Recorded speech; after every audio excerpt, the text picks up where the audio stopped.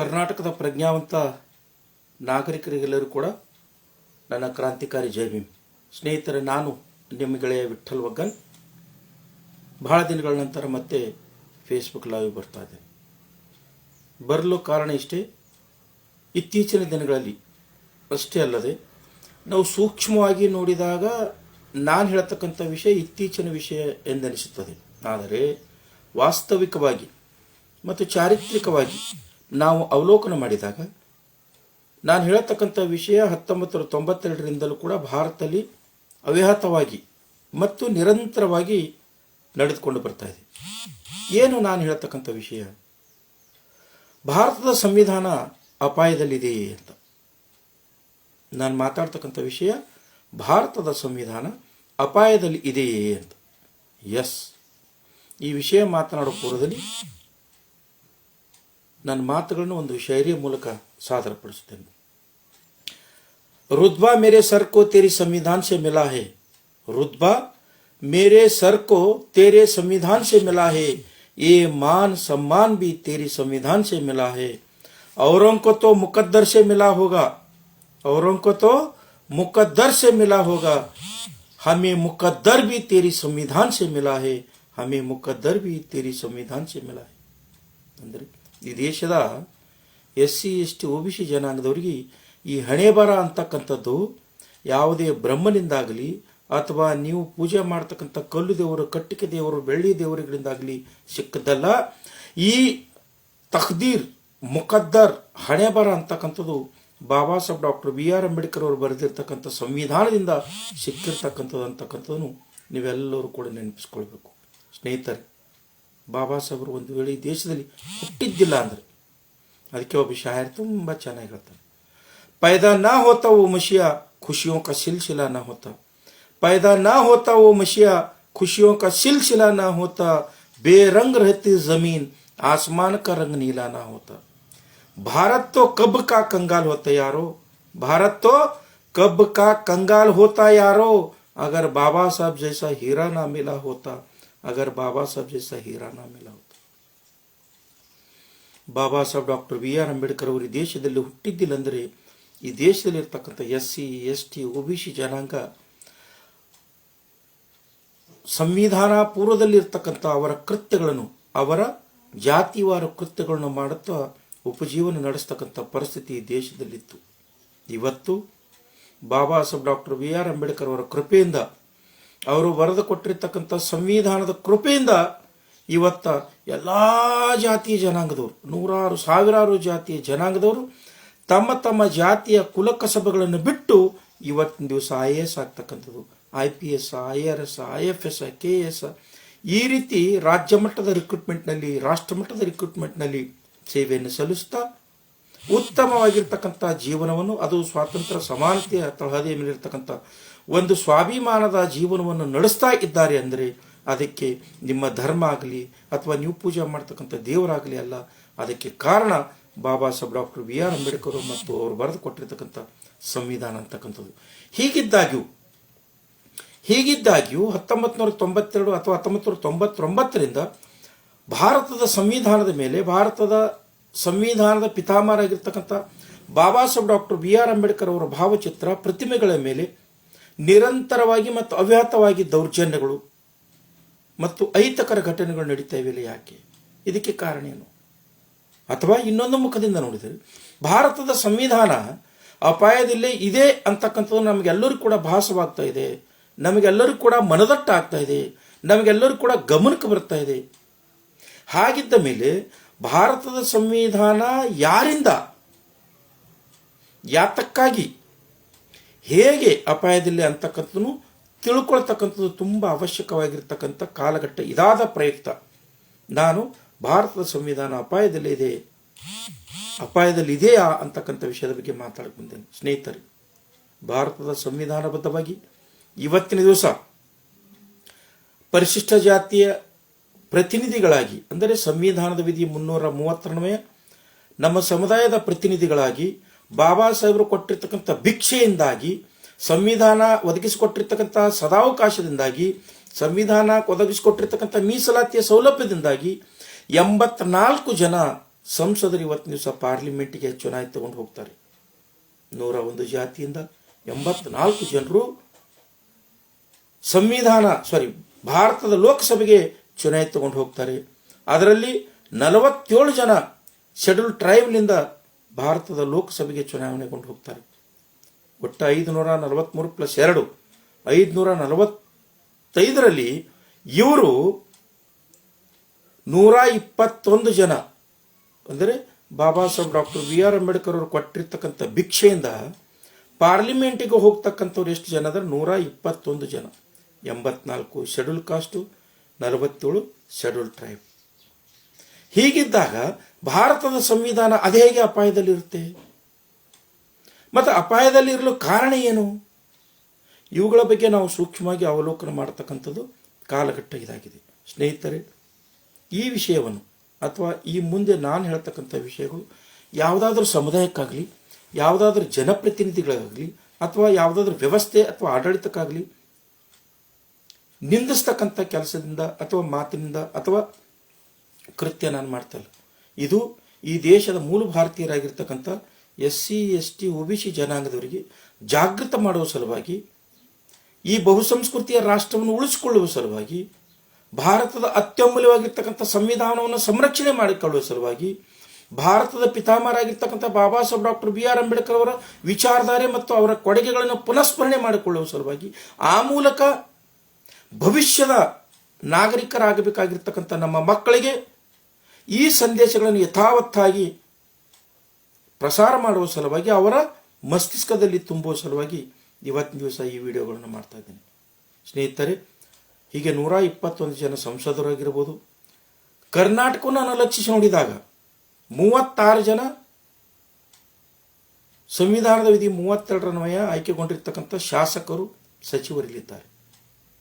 ಆದಾಗ್ಯೂ ಕೂಡ ಕರ್ನಾಟಕದಲ್ಲಿ ನಡೆದಿರ್ತಕ್ಕಂಥ ದಲಿತರ ಮೇಲಿನ ಸಾಮಾಜಿಕ ಬಹಿಷ್ಕಾರಗಳಾಗಿರ್ಬೋದು, ದಲಿತರ ಮೇಲೆ ನಡೆದಿರ್ತಕ್ಕಂಥ ದೌರ್ಜನ್ಯಗಳಾಗಿರ್ಬೋದು, ದಲಿತ ಮಹಿಳೆಯರ ಮೇಲೆ ಆಗಿರ್ತಕ್ಕಂಥ ಬಲಾತ್ಕಾರಗಳಾಗಿರ್ಬೋದು, ದಲಿತ ಮಹಿಳೆಯರ ಮೇಲೆ ಆಗಿರ್ತಕ್ಕಂಥ ಅಪಚಾರದ ಕೆಲಸಗಳಾಗಿರ್ಬೋದು, ದಲಿತರನ್ನು ಧ್ವಂಸ ಮಾಡ್ತಕ್ಕಂಥದ್ದು, ಬೆಂಕಿ ಹಚ್ಚಿ ಸುಡ್ತಕ್ಕಂಥದ್ದಾಗಿರ್ಬೋದು, ದಲಿತರಿಗೆ ಸಂವಿಧಾನ ಒದಗಿಸಿಕೊಟ್ಟಿರ್ತಕ್ಕಂಥ ಸದಾವಕಾಶಗಳಿಂದ ವಂಚಿತರನ್ನಾಗಿ ಮಾಡ್ತಕ್ಕಂಥ ಕೃತ್ಯ ಆಗಿರ್ಬೋದು, ಇದು ಅವ್ಯಾತವಾಗಿ ನಿರಂತರವಾಗಿ ಕರ್ನಾಟಕದಲ್ಲಿ ನಡೀತಾ ಇದೆ.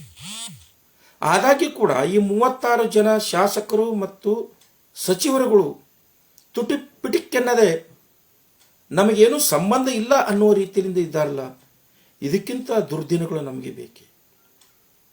ಇಂಥವರಿಂದ ಯಾವ ಜನರು ಮೀಸಲಾತಿಯಿಂದ ಆಯ್ಕೆಗೊಂಡು ಸಂಸತ್ತಿನಲ್ಲೂ ಮತ್ತು ವಿಧಾನಸಭೆಯಲ್ಲಿ ಕುಳಿತು ಭಾರತದ ಸಂವಿಧಾನ ಸಂರಕ್ಷಣೆ ಮಾಡಬೇಕು, ಭಾರತದ ಚಿಂತನೆ, ಬಾಬಾ ಸಾಹೇಬರ ಚಿಂತನೆಗಳನ್ನು ಸಂರಕ್ಷಣೆ ಮಾಡಬೇಕು, ಸಮುದಾಯವನ್ನು ಚಿಂತನೆ ಮಾಡಬೇಕು, ಸಮುದಾಯದ ಬಗ್ಗೆ ಚಿಂತನೆ ಮಾಡಿ ಅದನ್ನು ಸಂರಕ್ಷಣೆ ಮಾಡಬೇಕು ಅಂಥ ಶಾಸನಗಳನ್ನು ರೂಪಿಸಲು ಆಳುವ ಸರ್ಕಾರ ಯಾವುದೇ ಪಕ್ಷ ಇದ್ದರೂ ಕೂಡ ಅಂಥ ವ್ಯವಸ್ಥೆ ಮತ್ತು ಆಳುವ ಸರ್ಕಾರದ ಮೇಲೆ ಒತ್ತಾಯ ಹಾಕಿ ಪ್ರಬುದ್ಧ ಭಾರತ ಆಗಲು ಕಾರಣೀಭೂತರಾಗಬೇಕು.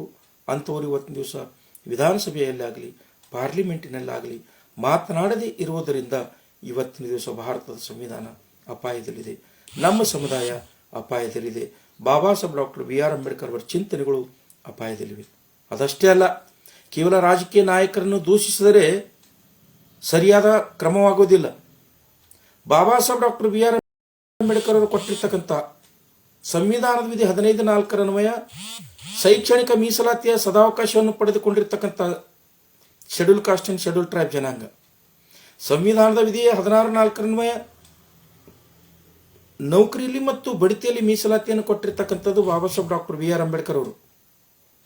ಇದರ ಲಾಭ ಪಡೆದುಕೊಂಡಿರ್ತಕ್ಕಂಥ IAS ಆಫೀಸರ್ಸ್ಗಳು, IFS ಆಫೀಸರ್ಸ್ಗಳು, IPS ಆಫೀಸರ್ಸ್ಗಳು ಎಷ್ಟು ಜನ UPSC ಸೆಲೆಕ್ಷನ್ ಆಗಿರ್ತಾರೋ, ಎಷ್ಟು ಜನ KS ಸೆಲೆಕ್ಷನ್ ಆಗಿರ್ತಾರೋ, ಎಷ್ಟು ಜನ ಕ್ಲಾಸ್ 2 ಆಫೀಸರ್ ಆಗಿರ್ತಾರೋ ಅಥವಾ ಕ್ಲಾಸ್ 3 ಆಫೀಸರ್ ಆಗಿರ್ತಾರೋ, ಯಾರು ಕೂಡ ಬಾಬಾ ಸಾಹೇಬರ ವಿಚಾರಧಾರೆ ಮೇಲೆ ದೌರ್ಜನ್ಯಗಳಾದಾಗ, ಭಾರತದ ಸಂವಿಧಾನದ ಮೇಲೆ ಅಪಚಾರವಾದಾಗ ಒಂದೂ ಮಾತನಾಡುವುದಿಲ್ಲ. ಅಂದರೆ ಈ ಜನಾಂಗ, ಈ ಸರ್ಕಾರಿ ನೌಕರರು ಅಥವಾ ಅಧಿಕಾರವೃಂದ ಜನಾಂಗ ಮತ್ತೆ ಜೀವನ ಸವಿಸ್ತಕ್ಕಂಥದ್ದು ಮತ್ತು ಯಾವ ಪುರುಷಾರ್ಥಕ್ಕಾಗಿ ಇವರು ಅಧಿಕಾರದಲ್ಲಿದ್ದಾರೆ ಅಂತ ಒಬ್ಬರು ಕೂಡ ಮಾತಾಡಿದಲ್ಲ.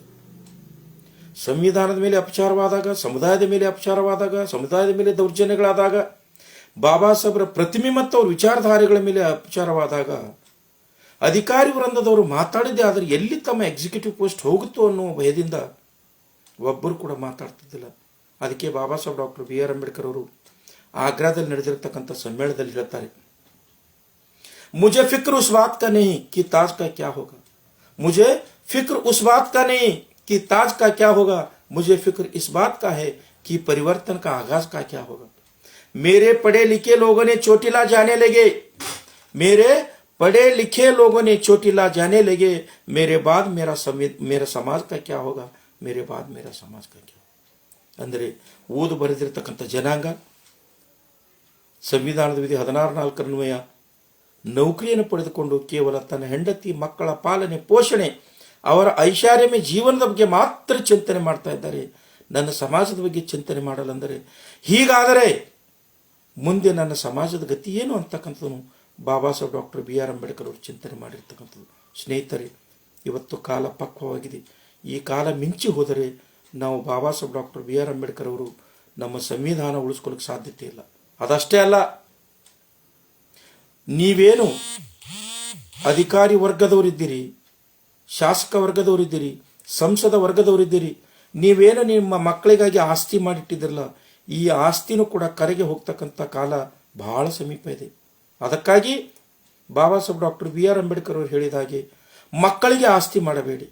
ದಯವಿಟ್ಟು ನಿಮ್ಗೆಲ್ಲರಿಗೂ ಕೈ ಮುಗಿದು ಕೇಳ್ಕೊತಾ ಇದ್ದೀನಿ, ಮಕ್ಕಳಿಗೆ ಆಸ್ತಿ ಮಾಡಬೇಡಿ, ಮಕ್ಕಳನ್ನೇ ಆಸ್ತಿ ಮಾಡಿ. ಮಾತನಾಡ್ತಕ್ಕಂಥ ಮಕ್ಕಳನ್ನು ಸೃಷ್ಟಿ ಮಾಡಿ, ಅಧ್ಯಯನ ಮಾಡ್ತಕ್ಕಂಥ ಮಕ್ಕಳನ್ನು ಸೃಷ್ಟಿ ಮಾಡಿ. ಅಧ್ಯಾಪನ ಅಂದರೆ ಕೇವಲ ಸಿಲೆಬಸ್ ಪುಸ್ತಕ ಅಲ್ಲ. Baba Saheb doctor B R Ambedkar ಅವರ ವಿಚಾರಧಾರೆಗಳು, ಭಾರತದ ಸಂವಿಧಾನ, ನಮ್ಮ ಜನಾಂಗದ ಅಸ್ಮಿತೆ, ಎಲ್ಲ 101 ಜಾತಿಯ ಜನಾಂಗದ ಅಸ್ಮಿತೆಯ ಬಗ್ಗೆ ಅಧ್ಯಯನ ಮಾಡಲು ನಮ್ಮ ಮಕ್ಕಳಿಗೆ ಪ್ರೇರಣೆ ನೀಡಬೇಕು. ನಾವು ಯಾವಾಗ ಸಾಯ್ತೀವೋ ಗೊತ್ತಿಲ್ಲ ಸ್ನೇಹಿತರೆ. ತಿರುತಿರಿಗೆ ಬರಲಕ್ಕ ಸ್ಥಿರವಿಲ್ಲೋ ಜನ್ಮ, ಸ್ಥಿರವಲ್ಲೋ ತಮ್ಮ, ತಿಳಿವಾಳಿರಬೇಕು ತಮ್ಮ. ನೀರಾ ಮೇಲಿನಗೊಳ್ಳಿ ತಮ್ಮ, ಗಾಳಿ ಬಿಟ್ಟಾರ ಆರುವುದು ತಮ್ಮ. ತಿರುತಿರಿಗೆ ಬರಲಕ್ಕ ಸ್ಥಿರವಿಲ್ಲೋ ಜನ್ಮ, ಸ್ಥಿರವಲ್ಲೋ ತಮ್ಮ. ನಾವು ಯಾವನು ತಿರುಗಿ ವಾಪಸ್ ಬರಂಗಿಲ್ಲ. ಆದರೆ ನಾವು ಸತ್ತ ಮೇಲೂ ಕೂಡ ಜೀವಂತ ಇರಬೇಕಾದ್ರೆ, ನಮ್ಮ ಮಕ್ಕಳಿಗೆ ಉಜ್ವಲವಾಗಿರ್ತಕ್ಕಂಥ ಭವಿಷ್ಯ ಕಟ್ಟಿಕೊಡಬೇಕಾದ್ರೆ, ನಮ್ಮ ಮಕ್ಕಳು ನಮ್ಮನ್ನು ಸ್ತುತಿಸಬೇಕಾದ್ರೆ ನಾವು ಅವರಿಗೆ ಸನ್ಮಾರ್ಗವನ್ನು ತೋರಬೇಕು, ಬಾಬಾ ಸಾಹೇಬರ ಮಧ್ಯಮ ಮಾರ್ಗ ತೋರಬೇಕು. ಜೊತೆಗೆ ಭಾರತದ ಸಂವಿಧಾನ ತಿಳುವಳಿಕೆ ನಮ್ಮ ಮಕ್ಕಳಿಗೆ ಮೂಡಿಸಬೇಕು. ಅದು ಪ್ರತಿಯೊಬ್ಬ ಪಾಲಕನ ಆದ್ಯ ಕರ್ತವ್ಯ ಆಗಿದೆ. ಅದಕ್ಕಾಗಿ ಸಮಸ್ತ ಅಧಿಕಾರಿ ವೃಂದದವರಿಗೆ ಮತ್ತು ಜನಪ್ರತಿನಿಧಿಗಳಿಗೆ ಕೈ ಮುಗಿದು ಕೇಳ್ಕೊತಾ ಇದ್ದೇನೆ, ಮಕ್ಕಳಿಗೆ ಆಸ್ತಿ ಮಾಡಿಡಬೇಡಿ, ಮಕ್ಕಳನ್ನು ಆಸ್ತಿಯನ್ನಾಗಿ ಮಾಡಿ. ಮಕ್ಕಳನ್ನು ಆಸ್ತಿಯನ್ನಾಗಿ ಮಾಡಬೇಕಾದ್ರೆ ಸಮಾಜದ ಸಂರಕ್ಷಣೆ ಮಾಡ್ತಕ್ಕಂಥದ್ದು ಪ್ರತಿಯೊಬ್ಬ ನಾಗರಿಕನ ಕರ್ತವ್ಯ. ಅದರಲ್ಲೂ ಕೂಡ ವಿಶೇಷವಾಗಿ ಸರ್ಕಾರಿ ನೌಕರನ ಮತ್ತು ಜನಪ್ರತಿನಿಧಿಗಳ ಆದ್ಯ ಕರ್ತವ್ಯ ಆಗಿದೆ.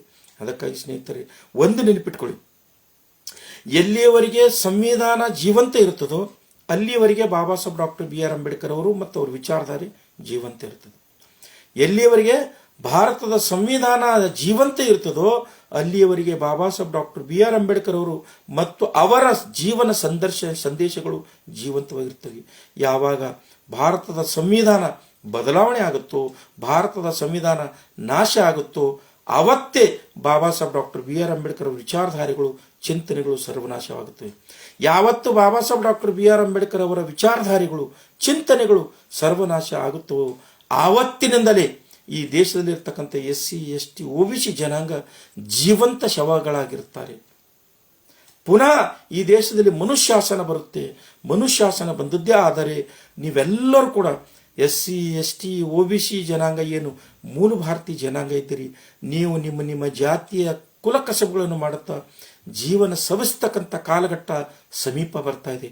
ಅದಕ್ಕಾಗಿ ಸ್ನೇಹಿತರೆ, ಜಾಗೃತರಾಗ್ರಿ, ಬಾಬಾ ಸಾಹೇಬ್ನ ಉಳಿಸ್ಕೊಳ್ಳಿ, ಅವರ ವಿಚಾರಧಾರೆಗಳನ್ನು ಉಳಿಸ್ಕೊಳ್ಳಿ.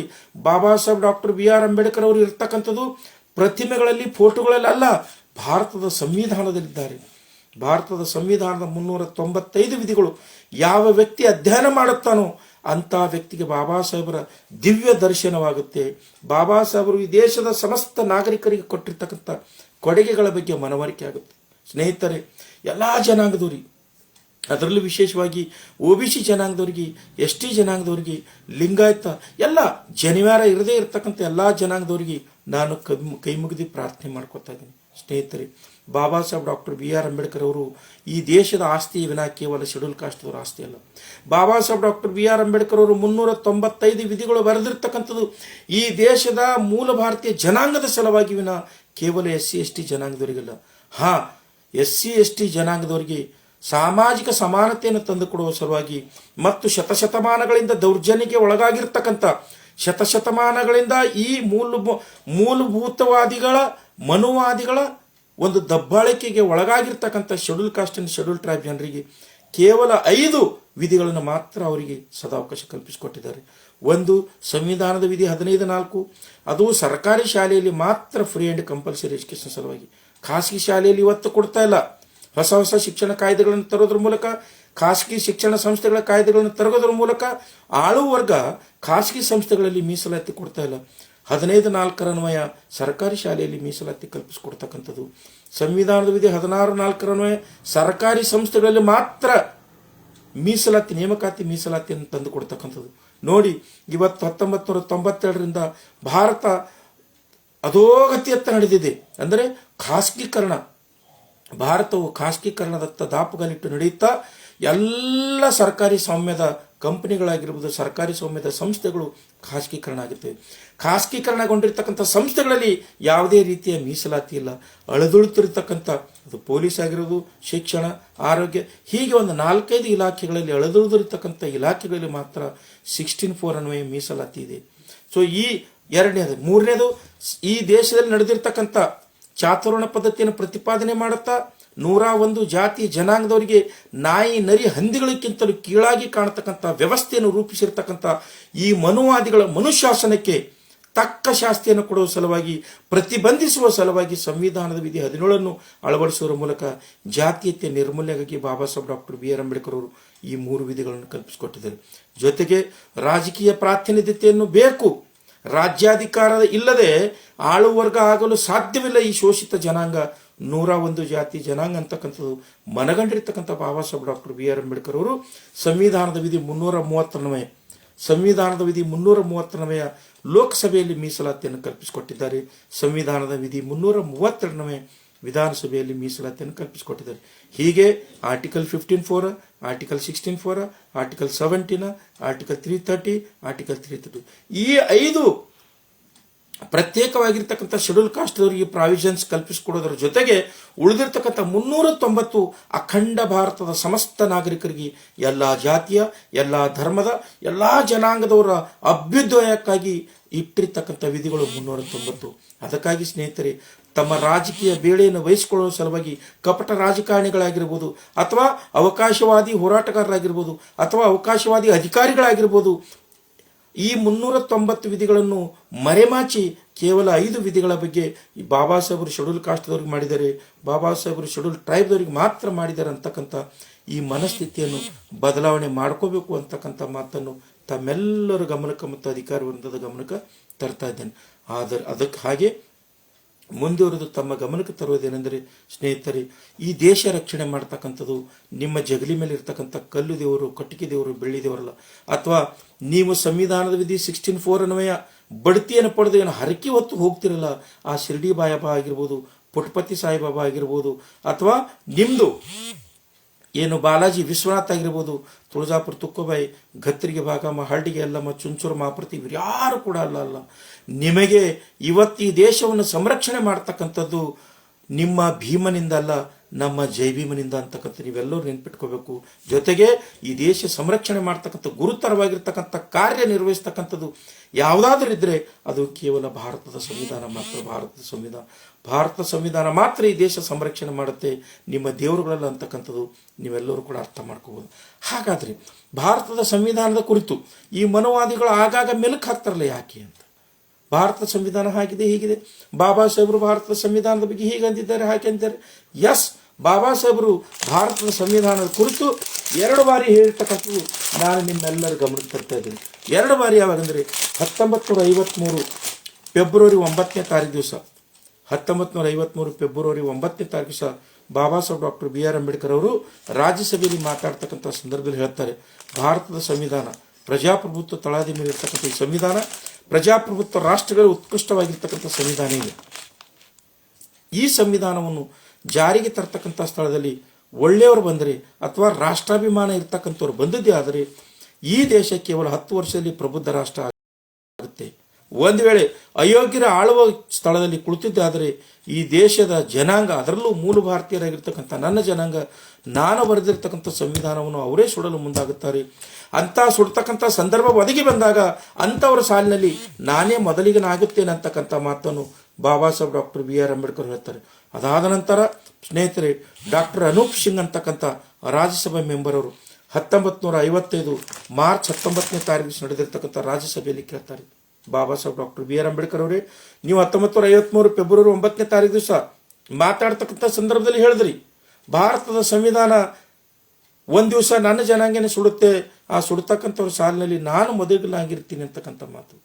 ಅದಕ್ಕೆ ಉತ್ತರ ಬೇಕು ಅಂದಾಗೆ ಡಾಕ್ಟರ್ ಅನೂಪ್ ಸಿಂಗ್ ಅವರಿಗೆ Baba Saheb doctor B R Ambedkar ಉತ್ತರ ಕೊಡ್ತಾರೆ. ಸ್ನೇಹಿತರೆ, ಮಿಸ್ಟರ್ ಅನೂಪ್ ಸಿಂಗ್, ನನ್ನ ಗೆಳೆಯನಾಗಿರ್ತಕ್ಕಂಥ ಅನೂಪ್ ಸಿಂಗ್ ಅವರು, ನಾನು 1953 ಫೆಬ್ರವರಿ 9ನೇ ತಾರೀಕು ದಿವಸ ಮಾತಾಡಿರ್ತಕ್ಕಂಥ ವಿಷಯವನ್ನು ಇವತ್ತು 1955 ಮಾರ್ಚ್ 19ನೇ ತಾರೀಕು ದಿವಸ ನನ್ನನ್ನು ಪ್ರಶ್ನೆ ಮಾಡ್ತಾ ಇದ್ದಾರೆ. ಅದಕ್ಕಾಗಿ ನನ್ನ ಗೆಳೆಯನಾಗಿರ್ತಕ್ಕಂಥ ಡಾಕ್ಟರ್ ಅನೂಪ್ ಸಿಂಗ್ ಅವ್ರಿಗೆ ಉತ್ತರ ಕೊಡ್ತೀನಿ ಅಂತಕ್ಕಂಥ ಮಾತು ಹೇಳುತ್ತಾ ಬಾಬಾ ಸಾಹೇಬ್ ಹೇಳ್ತಾರೆ. ಸ್ನೇಹಿತರೆ, ನಾವೆಲ್ಲರೂ ಕೂಡ ಅಂದ್ರೆ ಈ ಸದನದಲ್ಲಿ ಇರ್ತಕ್ಕಂಥ ಎಲ್ಲರೂ ಕೂಡ ಭಾಗಶಃ ನಾವು ಹಿಂದೂಗಳಾಗಿದ್ದೀವಿ.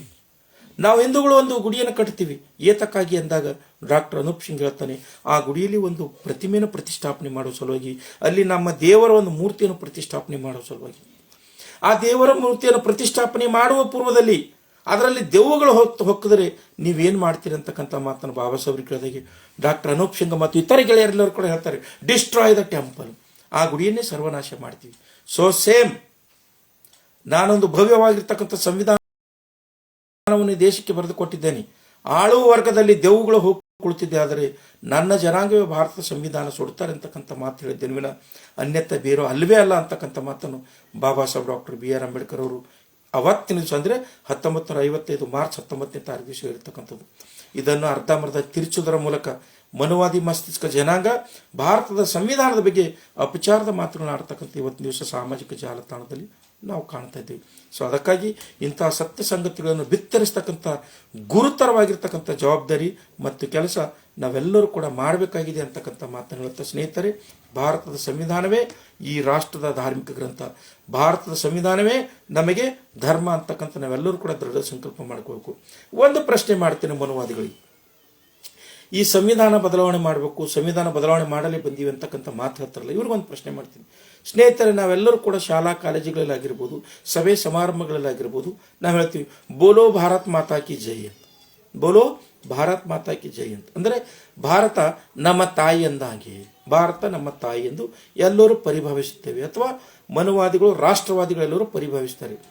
ಭಾರತ ಮಾತಾ ಆದರೆ ತಂದೆ ಯಾರು ಅಂತಕ್ಕಂಥದ್ದನ್ನು ಸೂಕ್ಷ್ಮವಾಗಿ ಅವಲೋಕನ ಮಾಡಿದಾಗ ನಡೆ ನುಡೆ ಕಲಿಸ್ತಕ್ಕಂಥದ್ದು, ಆಚಾರ ವಿಚಾರಗಳನ್ನು ಕಲಿಸ್ತಕ್ಕಂಥವನಿಗೆ ತಂದೆ ಅಂತ ಕರಿತೀವಿ ನಾವು. ನಡೆ ನುಡೆ ಕಲಿಸ್ತಕ್ಕಂಥವು, ಆಚಾರ ವಿಚಾರ ಕಲಿಸ್ತಕ್ಕಂಥವ್ ತಂದೆ. ಹಾಗಾದರೆ ಭಾರತೀಯರೆಲ್ಲರಿಗೂ ನಡೆ ನುಡೆ ಕಲಿಸ್ತಕ್ಕಂಥದ್ದು, ಆಚಾರ ವಿಚಾರ ಕಲಿಸ್ತಕ್ಕಂಥದ್ದು, ಶಿಸ್ತು ಬದ್ಧತೆ ಕಲಿಸ್ತಕ್ಕಂಥದ್ದು, ನಿಯಮಗಳನ್ನು ರೂಪಿಸ್ತಕ್ಕಂಥದ್ದು ಯಾವುದಾದ್ರೂ ಇದ್ದರೆ ಅದು ಯಾರು ಅಂದರೆ ಭಾರತದ ಸಂವಿಧಾನ. ಇದರರ್ಥ ಭಾರತ ಮಾತೆ ನಮಗಾದರೆ ಸಂವಿಧಾನ ತಂದೆ ಇದ್ದ ಹಾಗೆ, ಭಾರತ ತಾಯಿ ಆದರೆ ಸಂವಿಧಾನ ತಂದೆ ಇದ್ದಾಗೆ. ಕಾರಣ ನಮ್ಮ ತಂದೆ ಕೋರಗಳನ್ನು ತಿದ್ದುತ್ತಾನೆ. ಹಾಗೆಯೇ ಭಾರತದ ಸಂವಿಧಾನ ಈ ದೇಶದಲ್ಲಿರ್ತಕ್ಕಂಥ ಎಲ್ಲ ನಾಗರಿಕರಿಗೂ ಜಾತಿ ಭೇದ ಧರ್ಮ ಯಾವುದು ಪರಿಭಾವಿಸಿದ ಎಲ್ಲರಿಗೂ ಕೂಡ ತಿದ್ದಿ ತೀಡಿ ಹೇಳತಕ್ಕಂಥ ಶಾಸನಗಳನ್ನು ರೂಪಿಸಿಕೊಟ್ಟಿರ್ತಕ್ಕಂಥದ್ದು ತಂದೆ ಯಾರಾದರಿದ್ದರೆ ಭಾರತದ ಸಂವಿಧಾನ. ಇಲ್ಲಿ ನೀವೆಲ್ಲರೂ ಪ್ರಜ್ಞಾವಂತರ ಚಿಂತನೆ ಮಾಡಬೇಕು. ಭಾರತ ಮಾತ್ರ ಆದರೆ ಸಂವಿಧಾನ ಪಿತ, ಸಂವಿಧಾನ ಬದಲಾವಣೆ ಮಾಡಲೇ ಬಂದಿದ್ದೇವೆ ಅಂತಕ್ಕಂಥ ಉದ್ದಟತನದ ಮಾತಾಡ್ತಾರೆ, ರಾಷ್ಟ್ರ ವಿರೋಧಿ ಮಾತಾಡ್ತಕ್ಕಂಥ ಕೆಲಸ ಕೆಲವೊಂದು ಮನುವಾದಿಗಳು ಮಾಡ್ತಾರೆ. ಅಂದರೆ ಇದರ ಅರ್ಥ ಮಾಡ್ಕೊಳ್ಳಿ, ತಂದೆಯನ್ನೇ ಬದಲಾವಣೆ ಮಾಡುತ್ತೀನಿ ಅಂತಕ್ಕಂಥ ಮನಸ್ಥಿತಿ ಉರಿದಿದೆ. ಭಾರತ ತಾಯಿ ಆದರೆ ಸಂವಿಧಾನ ತಂದೆ ತಾನೆ, ಮತ್ತು ತಂದೆಯನ್ನೇ ಬದಲಾವಣೆ ಮಾಡ್ತೀನಿ ಅಂದರೆ ಇವರ ಮನಸ್ಥಿತಿ ಎಂಥದಿದೆ ಮತ್ತು ಇವರಿಗೆ ಸಂಸ್ಕಾರ ಎಂಥದಿದೆ ಅಂತಕ್ಕಂಥದ್ದು ಸಮಸ್ತ ಭಾರತದ ಪ್ರಜ್ಞಾವಂತ ನಾಗರಿಕರೆಲ್ಲರೂ ಕೂಡ ನಾವು ಅರ್ಥ ಮಾಡ್ಕೊಳ್ತಕ್ಕಂಥ ಸಂದರ್ಭ ಈಗ ಬಂದಿದೆ. ಅದಕ್ಕಾಗಿ ನಾನೆಲ್ಲ ಪ್ರಜ್ಞಾವಂತ ನಾಗರಿಕರಲ್ಲಿ ಸವಿನಯ ಪ್ರಾರ್ಥನೆ ಮಾಡ್ಕೊತಾ ಇದ್ದೀನಿ. ಏನಂದರೆ ಸಂವಿಧಾನದ ಮೇಲೆ ದುರಾಕ್ರಮಣ ಆದಾಗ, ಬಾಬಾ ಸಾಹೇಬ್ರ ವಿಚಾರಧಾರೆಯ ಮೇಲೆ, ಬಾಬಾ ಸಾಹೇಬ್ರ ಪ್ರತಿಮೆಯ ಮೇಲೆ ದುರಾಕ್ರಮಣಗಳಾದಾಗ, ಮಾತನಾಡದೇ ಇದ್ದರೆ ಮಾತನಾಡಲ್ಲ ಅಂದರೆ ನಿಮ್ಮಲ್ಲಿ ಇರ್ತಕ್ಕಂಥ ಸ್ವಾಭಿಮಾನ ಸತ್ತಿದೆಯಾ ಅಂತಕ್ಕಂಥ ಪ್ರಶ್ನೆ ಮಾಡಬೇಕಾಗುತ್ತೆ. ನೀವು ಜೀವಂತ ಶವಗಳೇ ಅಂತಕ್ಕಂಥ ಪ್ರಶ್ನೆ ಮಾಡಬೇಕಾಗುತ್ತದೆ. ಅದಕ್ಕೆ ಬಾಬಾ ಸಾಹೇಬ್ ಡಾಕ್ಟರ್ BR ಅಂಬೇಡ್ಕರ್ ಅವರು ಹೇಳಿದ್ದಾರೆ, ಸ್ವಾಭಿಮಾನ, ಸ್ವಾವಲಂಬನೆ ಇವೆರಡೂ ಇಲ್ಲದ ಮಾನವ ಜೀವಂತ ಶವದಂತೆ ಅಂತ. ನಿನಗೆ ಸ್ವಾಭಿಮಾನವೇ ಇಲ್ಲಂದರೆ ನೀನು ಯಾವ IAS ಆಫೀಸರ್ ಆಗಿ ಏನು ಪ್ರಯೋಜನ, ಯಾವ IFS ಆಫೀಸರ್ ಆಗಿ ಪ್ರಯೋಜನ, ಯಾವ IPS ಆಫೀಸರ್ ಆಗಿ ಏನು ಪ್ರಯೋಜನ, ಯಾವ ಅಧಿಕಾರಿಯಾಗಿ ಏನು ಪ್ರಯೋಜನ, ಯಾವ ರಾಜಕಾರಣಿಯಾಗಿ ಏನು ಪ್ರಯೋಜನ, ಯಾವ ಚಳವಳಿಗಾರನಾಗಿ ಏನು ಪ್ರಯೋಜನ, ಯಾವ ಸರ್ಕಾರಿ ಹುದ್ದೆ ಪಡೆದು ಏನು ಪ್ರಯೋಜನ. ನೀನು ಒಂದು ಜೀವಂತ ಶವ ಇದ್ದ ಹಾಗೆ. ಸಂವಿಧಾನದ ಬಗ್ಗೆ ಬಾಬಾ ಸಾಹೇಬರ ಮೇಲೆ ದುರಾಕ್ರಮಣಗಾದಾಗ ಮಾತನಾಡದಲೆಂದರೆ ನೀನೊಬ್ಬ ಜೀವಂತ ಶವ ಇದ್ದ ಹಾಗೆ ಅಂತಕ್ಕಂಥ ನಾವು ಪರಿಭಾವಿಸಬೇಕಾಗುತ್ತೆ, ಅರ್ಥೈಸಬೇಕಾಗುತ್ತದೆ. ಸ್ನೇಹಿತರೆ, ಮೀಸಲಾತಿ ಫಲಾನುಭವಿಗಳು ಎಲ್ಲರೂ, ಅವರು ನೌಕರಿ ಮಾಡ್ತಕ್ಕಂಥವರಾಗಿರ್ಬೋದು, ರಾಜಕಾರಣಿಗಳಾಗಿರ್ಬೋದು, ಚಳವಳಿ ಮಾಡ್ತಕ್ಕಂಥವರಾಗಿರ್ಬೋದು, ಬಾಬಾ ಸಾಹೇಬ್ ಡಾಕ್ಟರ್ BR ಅಂಬೇಡ್ಕರ್ ಅವರ ಭಾವಚಿತ್ರದ ಮೇಲೆ ಇರ್ತಕ್ಕಂಥ ಪ್ರೀತಿ, ಬಾಬಾ ಸಾಹೇಬ್ ಡಾಕ್ಟರ್ BR ಅಂಬೇಡ್ಕರ್ ಅವರ ಪ್ರತಿಮೆ ಮೇಲೆ ಇರ್ತಕ್ಕಂಥ ಪ್ರೀತಿ ಬಾಬಾ ಸಾಹೇಬರ ವಿಚಾರಧಾರೆಯ ಮೇಲೆ ಯಾಕಿಲ್ಲ? ಬಾಬಾ ಸಾಹೇಬರ ಅಸ್ಮಿತೆಗೆ ಧಕ್ಕೆ ಆದಾಗ ಯಾಕೆ ಮಾತಾಡೋದಿಲ್ಲ?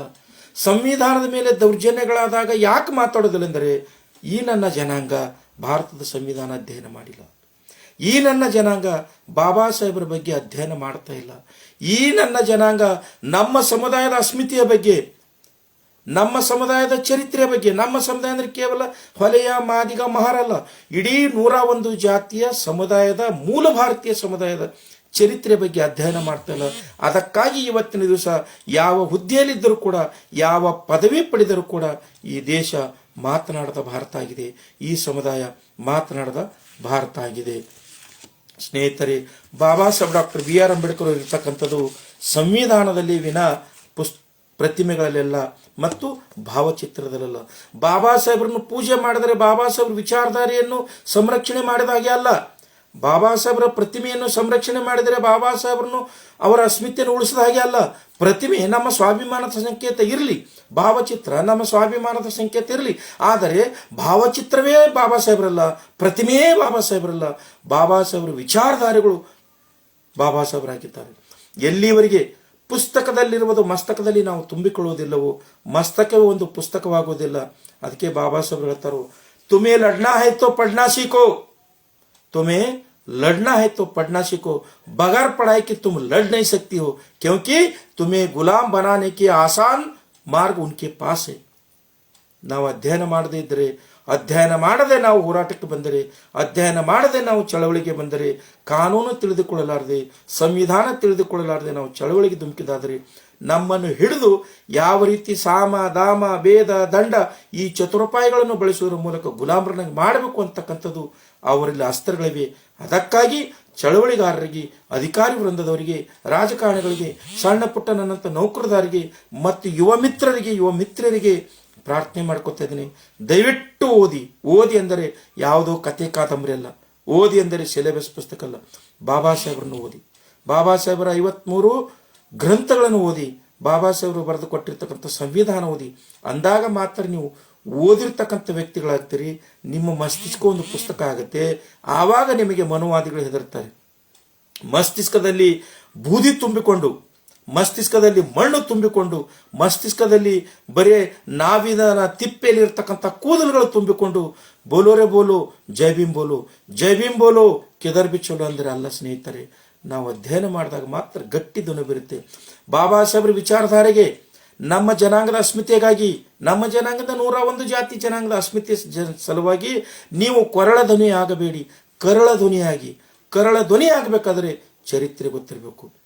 ಚರಿತ್ರೆ ಗೊತ್ತಿಲ್ಲ ಅಂದರೆ, ಅದಕ್ಕೆ ಒಂದ್ಸಾರಿ ಮಾನ್ಯವರು ಕಾಶಿರಾಮ್ ಸಾಹೇಬ್ ಹೇಳ್ತಾರೆ, ಯಾವ ವ್ಯಕ್ತಿಗೆ ತನ್ನ ಚರಿತ್ರೆ ಗೊತ್ತಿರುವುದಿಲ್ಲವೋ ಆತ ಒಂದು ಅನಾಥ ಮಗು ಇದ್ದಾಗೆ. ಯಾವ ವ್ಯಕ್ತಿಗೆ ತನ್ನ ಚರಿತ್ರೆ ಗೊತ್ತಿರುವುದಿಲ್ಲವೋ ಆತ ಒಂದು ಅನಾಥ ಮಗು ಇದ್ದಾಗೆ. ಆತನನ್ನು ಯಾರು ಎತ್ತಿಕೊಳ್ಳುತ್ತಾರೋ ಆತನನ್ನೇ ಅಪ್ಪ ಎನ್ನುತ್ತಾನೆ. ನೀವೆಲ್ಲರೂ ಅರ್ಥ ಮಾಡಿಕೊಳ್ಬೇಕು. ಇವತ್ತಿನ ದಿವಸ ಯಾವ ವ್ಯಕ್ತಿಗೆ ಚರಿತ್ರೆ ಗೊತ್ತಿಲ್ಲೋ ಆತ ಮಾತ್ರ ಕಂಡವರಿಗೆ ಅಪ್ಪ ಅನ್ಕೊತ ಹೋಗ್ತಾ ಇದ್ದಾನೆ. ಇನ್ನೊಂದು ಜನಪದ ಸಾಹಿತ್ಯದಲ್ಲಿ ಒಂದು ಮಾತಿದೆ, ಹಾದಿಗೋವನಿಗೆ ಅಪ್ಪ ಅಂದರೆ ಯಾರಿಗೆ ಹುಟ್ಟಿದಲೇ ನನ್ನ ಮಗನೇ ಅಂತಾನಂತ. ಹಾದಿಗೋವನಿಗೆ ಅಪ್ಪ ಅಂದರೆ ಯಾವನಿಗೆ ಹುಟ್ಟಿದಲೇ ನನ್ನ ಮಗನೇ ಅಂತಾನಂತೆ. ಇನ್ನೊಂದು ಬಾಬಾ ಸಾಹೇಬ್ ಹೇಳ್ತಾರೆ, ಸ್ನೇಹಿತರೆ, ಚಳವಳಿಯನ್ನು ಸರ್ವನಾಶ ಮಾಡಿ ನೀವು ನಿಮ್ಮ ಸ್ವಾರ್ಥಕ್ಕಾಗಿ ಅಧಿಕಾರ ಹಿಡಿಯಲು ಹೋಗಬೇಡಿ. ಚಳವಳಿ ಜೀವಂತ ಇಡಿ. ಸಮುದಾಯಕ್ಕೆ ಬೆಂಕಿ ಇಟ್ಟು, ಸಮುದಾಯದ ಗುಡಿಸಲುಗಳಿಗೆ ಬೆಂಕಿ ಇಟ್ಟು, ಸಮುದಾಯದ ಜನರ ಮನಸ್ಸಿನಲ್ಲಿ ಬೆಂಕಿ ಹಚ್ಚಿ, ಪರಸ್ಪರ ದ್ವೇಷ, ಈರ್ಷೆ, ಈ ಬೆಂಕಿ ಹಚ್ಚಿ ಆ ಸಮುದಾಯವನ್ನು ಸುಟ್ಟು ನೀವು ಅಧಿಕಾರ ಹಿಡಿದುಕೊಳ್ಳಬೇಡಿ. ಕಾರಣ ಏನೆಂದರೆ ಒಂದು ದಿವಸ ಮೇಲ್ವರ್ಗದ ಜನಾಂಗ ನಿನ್ನನ್ನು ಒದ್ದದ್ದೇ ಆದರೆ, ಒಂದು ದಿವಸ ಮೇಲ್ವರ್ಗದ ಜನಾಂಗ ನಿನ್ನನ್ನು ಹೆಡಕಿನಲ್ಲಿ ಕೈ ಹಾಕಿ ತಬ್ಬಿದ್ದೇ ಆದರೆ, ನಿನಗೆ ಕೂಡಲು ಸ್ಥಳ, ಮಲಗಲು ಸ್ಥಳ, ಕುಡಿಯಲು ನೀರು ಕೊಡ್ತಕ್ಕಂಥ ಸ್ಥಳ ಬೇಕು. ಅದು ನಿನ್ನ ಸಮುದಾಯ ಇದೆ. ಸಮುದಾಯಕ್ಕೆ ಬೆಂಕಿ ಹಚ್ಚಿ ಅಧಿಕಾರ ಹಿಡಿಬೇಡಿ ಅಂತಕ್ಕಂಥ ಮಾತನ್ನು ಬಾಬಾ ಸಾಹೇಬರು ಹೇಳಿರ್ತಕ್ಕಂಥದ್ದು ನಾವೆಲ್ಲರೂ ಕೂಡ ಪುನರ್ಸ್ಮರಣೆ ಮಾಡಿಕೊಳ್ಳಬೇಕು. ಇನ್ನೊಂದು ಮುಂದುವರೆದು ಸ್ನೇಹಿತರೆ, ಈ ದೇಶದಲ್ಲಿರ್ತಕ್ಕಂಥ SC ST OBC ಅಷ್ಟೇ ಅಲ್ಲ, ಮುಸ್ಲಿಂ ಜನಾಂಗದವರಿಗೆ ಅಕ್ಷರ, ಅರಿವು, ಅನ್ನ, ಅಧಿಕಾರ, ಆತ್ಮಾಭಿಮಾನ ಕೊಟ್ಟಿರ್ತಕ್ಕಂಥದ್ದು ಬಾಬಾ ಸಾಹೇಬ್ ಡಾಕ್ಟರ್ BR ಅಂಬೇಡ್ಕರ್ ಅವರು ಮತ್ತು ಅವರು ಬರೆದಿರ್ತಕ್ಕಂಥ ಸಂವಿಧಾನವೇ ವಿನ ನಿಮ್ಮ ಧಾರ್ಮಿಕ ಗ್ರಂಥಗಳಲ್ಲ, ನಿಮ್ಮ ಧರ್ಮ ಅಲ್ಲ. ಇದು ನೀವೆಲ್ಲರೂ ಕೂಡ ಮನದಟ್ಟು ಮಾಡಿಕೊಳ್ಳಬೇಕು, ನೀವೆಲ್ಲರೂ ಕೂಡ ಪುನರ್ ಅವಲೋಕನ ಮಾಡಿಕೊಳ್ಳಬೇಕು.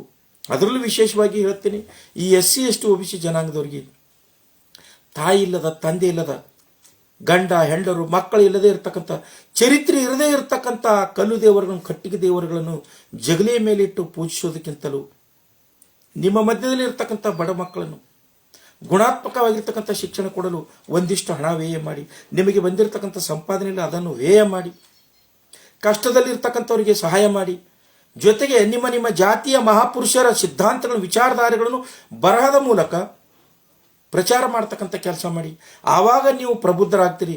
ಇಲ್ಲದೆ ಹೋದರೆ ಅಂಧವಿಶ್ವಾಸಿಕರು, ಅಂಧಭಕ್ತರಾಗಿ, ಮೂರ್ಖರಾಗಿ ನೀವು ಸತ್ತ ನಂತರ ನಾಯಿ ನರಿಗಳ ಹಾಗೇನೆ ನಿಮ್ಮನ್ನು ಮರ್ತು ಹೋಗ್ತಕ್ಕಂಥ ಕಾಲಘಟ್ಟ ಸಮೀಪ ಇದೆ ಅಂತಕ್ಕಂಥ ನೀವೆಲ್ಲರೂ ಕೂಡ ಆತ್ಮಾವಲೋಕನ ಮಾಡಿಕೊಡಬೇಕು.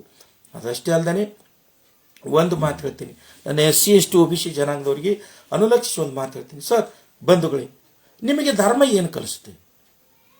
ನಮಗೆ ಧಮ್ಮ ಬೇಕೇ ವಿನ ಧರ್ಮ ಅಲ್ಲ. ಧರ್ಮ ಗುಲಾಮರನ್ನಾಗಿ ಮಾಡ್ತಕ್ಕಂಥ ಒಂದು ವ್ಯವಸ್ಥೆ. ಅದು ನಮಗೆ ಧಮ್ಮ ಬೇಕು.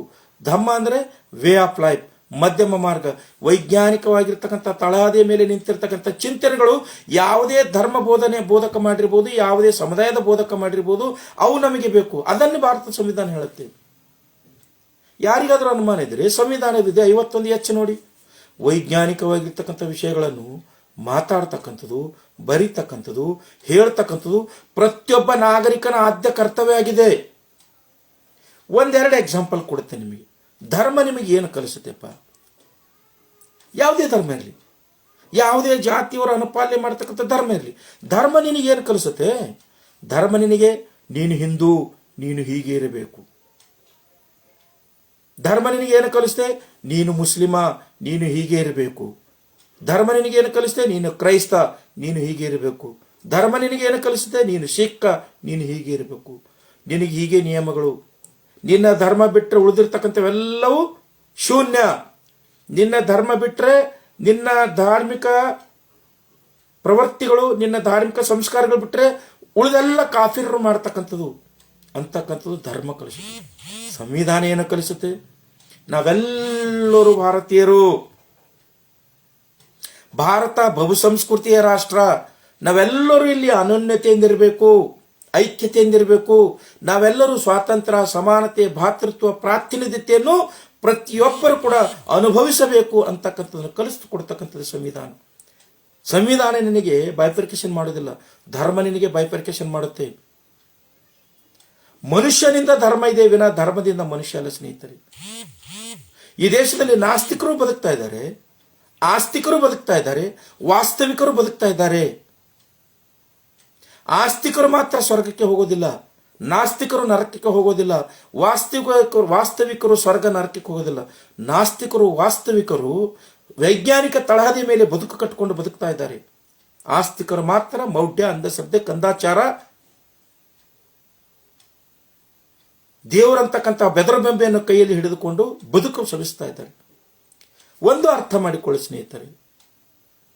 ಸರಿ, ನೀನು ಸಂವಿಧಾನಬದ್ಧವಾಗಿ ಬಾಬಾ ಸಾಹೇಬ್ ಡಾಕ್ಟರ್ BR ಅಂಬೇಡ್ಕರ್ ಅವರು ಕೊಟ್ಟಿರ್ತಕ್ಕಂಥ ಭಿಕ್ಷೆಯಿಂದ, ಸಂವಿಧಾನ ಕೊಟ್ಟಿರ್ತಕ್ಕಂಥ ಭಿಕ್ಷೆಯಿಂದ ನೀನೊಂದು ಉದ್ಯೋಗ ಪಡೆದುಕೊಳ್ಳುತ್ತೀಯ. ಆ ಉದ್ಯೋಗ ಪಡೆದುಕೊಂಡು ಸಂಬಳ ಬಂದ ನಂತರ ನೀನೇನು ಮಾಡ್ತೀಯ?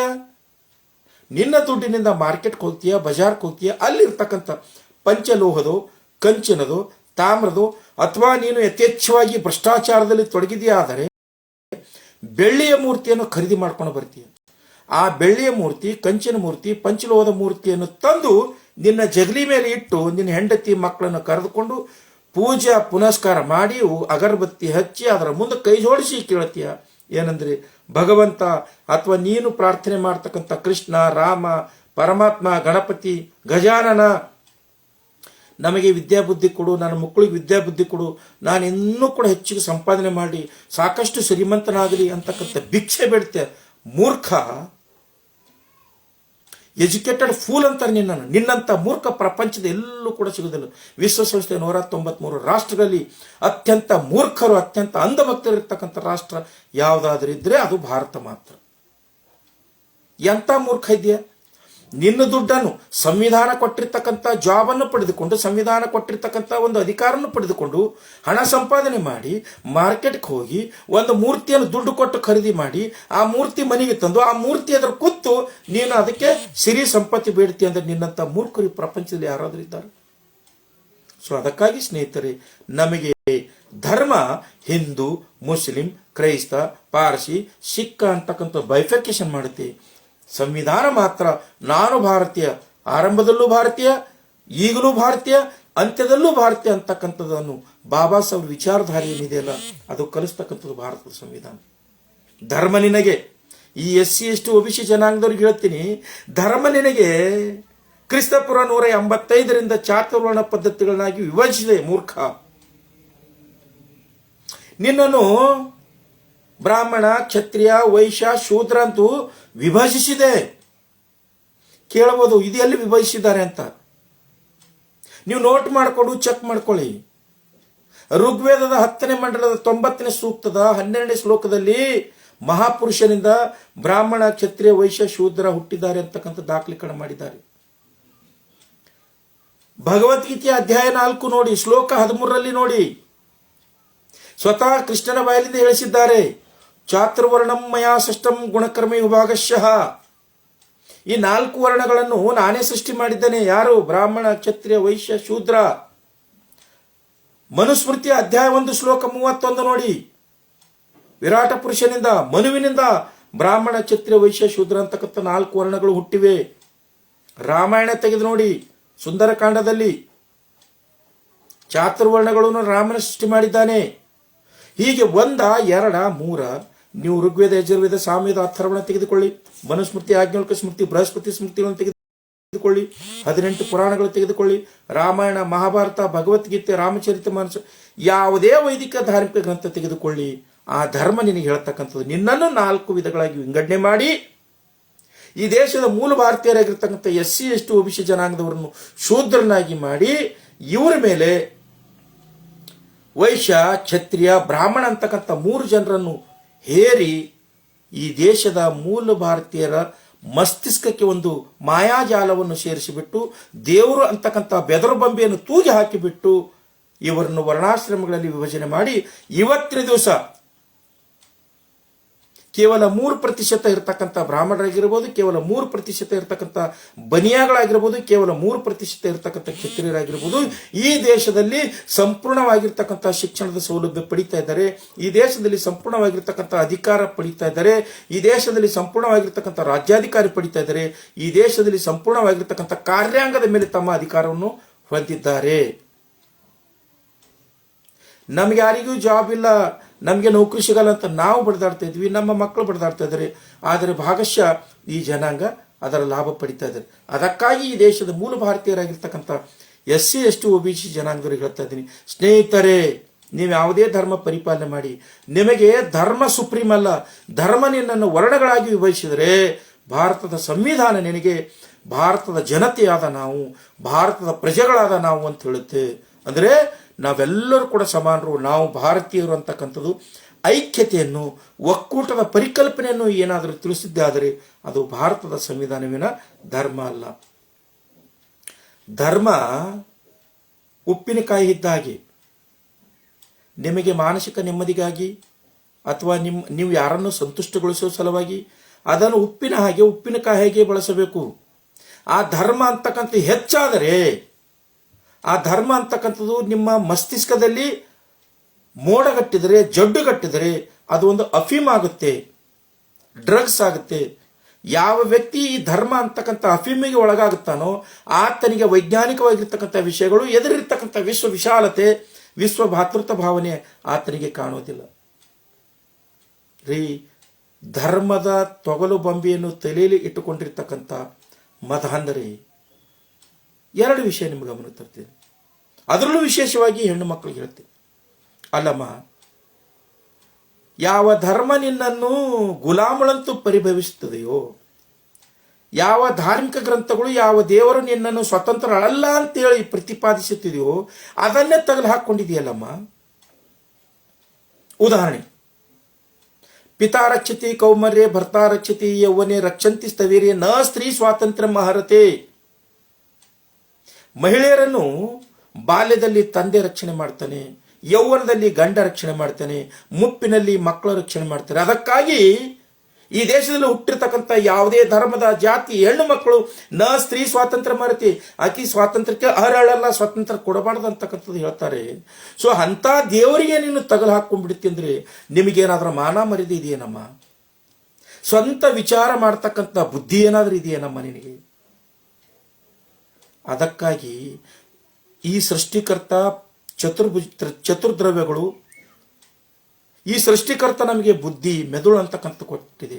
ಈ ಮೆದುಳನ್ನು ಮನೆಯಲ್ಲಿ ಇಟ್ಟುಬಿಟ್ಟಿದ್ರಲ್ಲಿ ಗೊಬ್ಬರ ಇಟ್ಟುಕೊಂಡ್ರೆ ಅಂಧಭಕ್ತರಾಗ್ತೀರಿ. ವಿಚಾರ ಮಾಡಿ ಸ್ನೇಹಿತರೆ, ವಿಚಾರ ಮಾಡಿ ಸಹೋದರಿಯರೇ. ಸಹೋದರಿಯರು ಒಂದು ಕಡೆ ಆದರೆ, ಇನ್ನು SC ST OBC ಜನಾಂಗದ ಬಂಧುಗಳಿಗೆ ಹೇಳ್ತೀನಿ, ನೀವು ಕೂಡ ನಿಮ್ಮ ಮೆದುಳನ್ನು ನಿಮ್ಮ ಮನೆಯಲ್ಲಿ ಪೆಟ್ಟಿಗೆಯಲ್ಲಿ ಹಾಕಿಟ್ಟು ಬಂದಿದ್ದೀರಿ ಅಂತ. ಮೆದುಳನ್ನು ನಿಮ್ಮ ತಲೆಯಲ್ಲಿ ಸದಾ ಇಟ್ಕೊಳ್ಬೇಕು. ಅಂದಾಗ ಮಾತ್ರ ಈ ಧರ್ಮ ಅಂತಕ್ಕಂಥ ಅಮಲು ನಿಮ್ಮಿಂದ ಬಿಟ್ಟು ಹೋಗುತ್ತೆ. ದೇವರು ಅಂತಕ್ಕಂಥ ಬೆದರು ಬೊಂಬೆಯಿಂದ ನೀವು ಅದಕ್ಕೆ ಪ್ರತಿರೋಧ ಒಡ್ಡುತ್ತೀರಿ. ಉದಾಹರಣೆಗಾಗಿ ಭಾಗಶಃ SC ST OBC ಜನಾಂಗದವರು ಕೂಡ ಮೂರ್ಖರಾಗಿದ್ದಾರೆ, ಅಂಧಭಕ್ತರಾಗಿದ್ದಾರೆ. ಉದಾಹರಣೆಗಾಗಿ 1565ರಲ್ಲಿ ನಾನು ನಿನ್ನೆ ಎಲ್ಲ ಮೀಡಿಯಾದಲ್ಲಿ ನೋಡ್ತಾ ಇದ್ದೆ, ತುಳಸಿದಾಸನ ರಾಮಚರಿತ ಮಾನಸವನ್ನು ಕೋಟ್ ಮಾಡಿ ಮಾತಾಡ್ತಾರೆ. 1565ರ ಕಾಲಘಟ್ಟದಲ್ಲಿ ರಾಜಾಪುರದಲ್ಲಿ ಹುಟ್ಟಿರ್ತಕ್ಕಂಥ ತುಳಸಿದಾಸ ರಾಮಚರಿತ ಮಾನಸ ಅಂತಕ್ಕಂಥ ಪುಸ್ತಕ ಬರೆದಿದ್ದಾನೆ. ಅಧ್ಯಾಯ 4ರಲ್ಲಿ ತುಳಸಿದಾಸ ಹೇಳ್ತಾನೆ, ಇವತ್ತು ಉತ್ತರ ಭಾರತದಲ್ಲಿ ಅಥವಾ ರಾಮ ಜನ್ಮಭೂಮಿ ಕಟ್ಟಿರ್ತಕ್ಕಂಥ ಏನು ಮೂಮೆಂಟ್ ಇದೆಯಲ್ಲ ಅವರೆಲ್ಲರೂ ಪ್ರತಿಪಾದನೆ ಮಾಡ್ತಕ್ಕಂಥ ತುಳಸಿದಾಸನ ವಾಲ್ಮೀಕಿ ರಾಮಾಯಣ ಅಲ್ಲ. ಆ ತುಳಸಿದಾಸ ರಾಮಚರಿತ ಮಾನಸದಲ್ಲಿ ಹೇಳ್ತಾನೆ, ಢೋಲ್ ಗಂವಾರ್ ಶೂದ್ರ ಪಶು ನಾರಿ ಏ ಸಬ್ ತಾಡನಿಕೆ ಅಧಿಕಾರಿ ಅಂತೆ. ಢೋಲ್ ಗಂವಾರ್ ಅಂದ್ರೆ ರೈತ, ಢೋಲ್ ಅಂದ್ರೆ ಢೋಲು, ಗಂವಾರ್ ಪಶು ಆಕಳುಗಳು ದನಗಳು, ನಾರಿ ಅಂದ್ರೆ ಹೆಣ್ಮಕ್ಳು, ಶೂದ್ರ ಯಾವನು ಜನಿವಾರ ಧರಿಸೋದಿಲ್ಲೋ, ಯಾವನಿಗೆ ಉಪನಯನ ಆಗೋದಿಲ್ಲೋ, ಯಾವನಿಗೆ 16 ಸಂಸ್ಕಾರಗಳಾಗೋದಿಲ್ಲ, ಅವನೆಲ್ಲರೂ ಕೂಡ ಶೂದ್ರರು ಅಂತ. ಅಂದ್ರೆ ನಾನು ವಿಡಿಯೋ ಕೇಳ್ತಕ್ಕಂಥವ್ರು ಮುಂದೆ ಕೇಳ್ತಕ್ಕಂಥ ಜನಾಂಗ ಯಾರ ಕೊರಳಲ್ಲಿ ಜನಿವಾರಿಲ್ಲೋ ನೀವೆಲ್ಲರೂ ಶೂದ್ರರು ಅಂತ. ಇಂಥ ಶೂದ್ರನು ಹೆಣ್ಣು ಮಕ್ಕಳನ್ನು ಪಶುಗಳನ್ನು ಯಾವತ್ತು ಹುಡುಕೋತಾ ಇರ್ಬೇಕು, ಅಂದ್ರೆ ಮಾತ್ರ ಬುದ್ಧಿ ಬರುತ್ತೆ ಅಂತಕ್ಕಂಥದ್ದು. ಇದು ಧರ್ಮ ಕಲಿಸಿಕೊಡುತ್ತೆ, ಇದು ನಿಮ್ಮ ಹಿಂದೂ ಧರ್ಮ ಕಲಿಸಿಕೊಡುತ್ತೆ. ಆದರೆ ಭಾರತದ ಸಂವಿಧಾನ ನಿನಗೆ ಸ್ವಾತಂತ್ರ್ಯ, ಸಮಾನತೆ, ಭಾತೃತ್ವ ಮತ್ತು ಪ್ರಾತಿನಿಧ್ಯತೆಯನ್ನು ಕಲ್ಪಿಸಿಕೊಡುತ್ತೆ.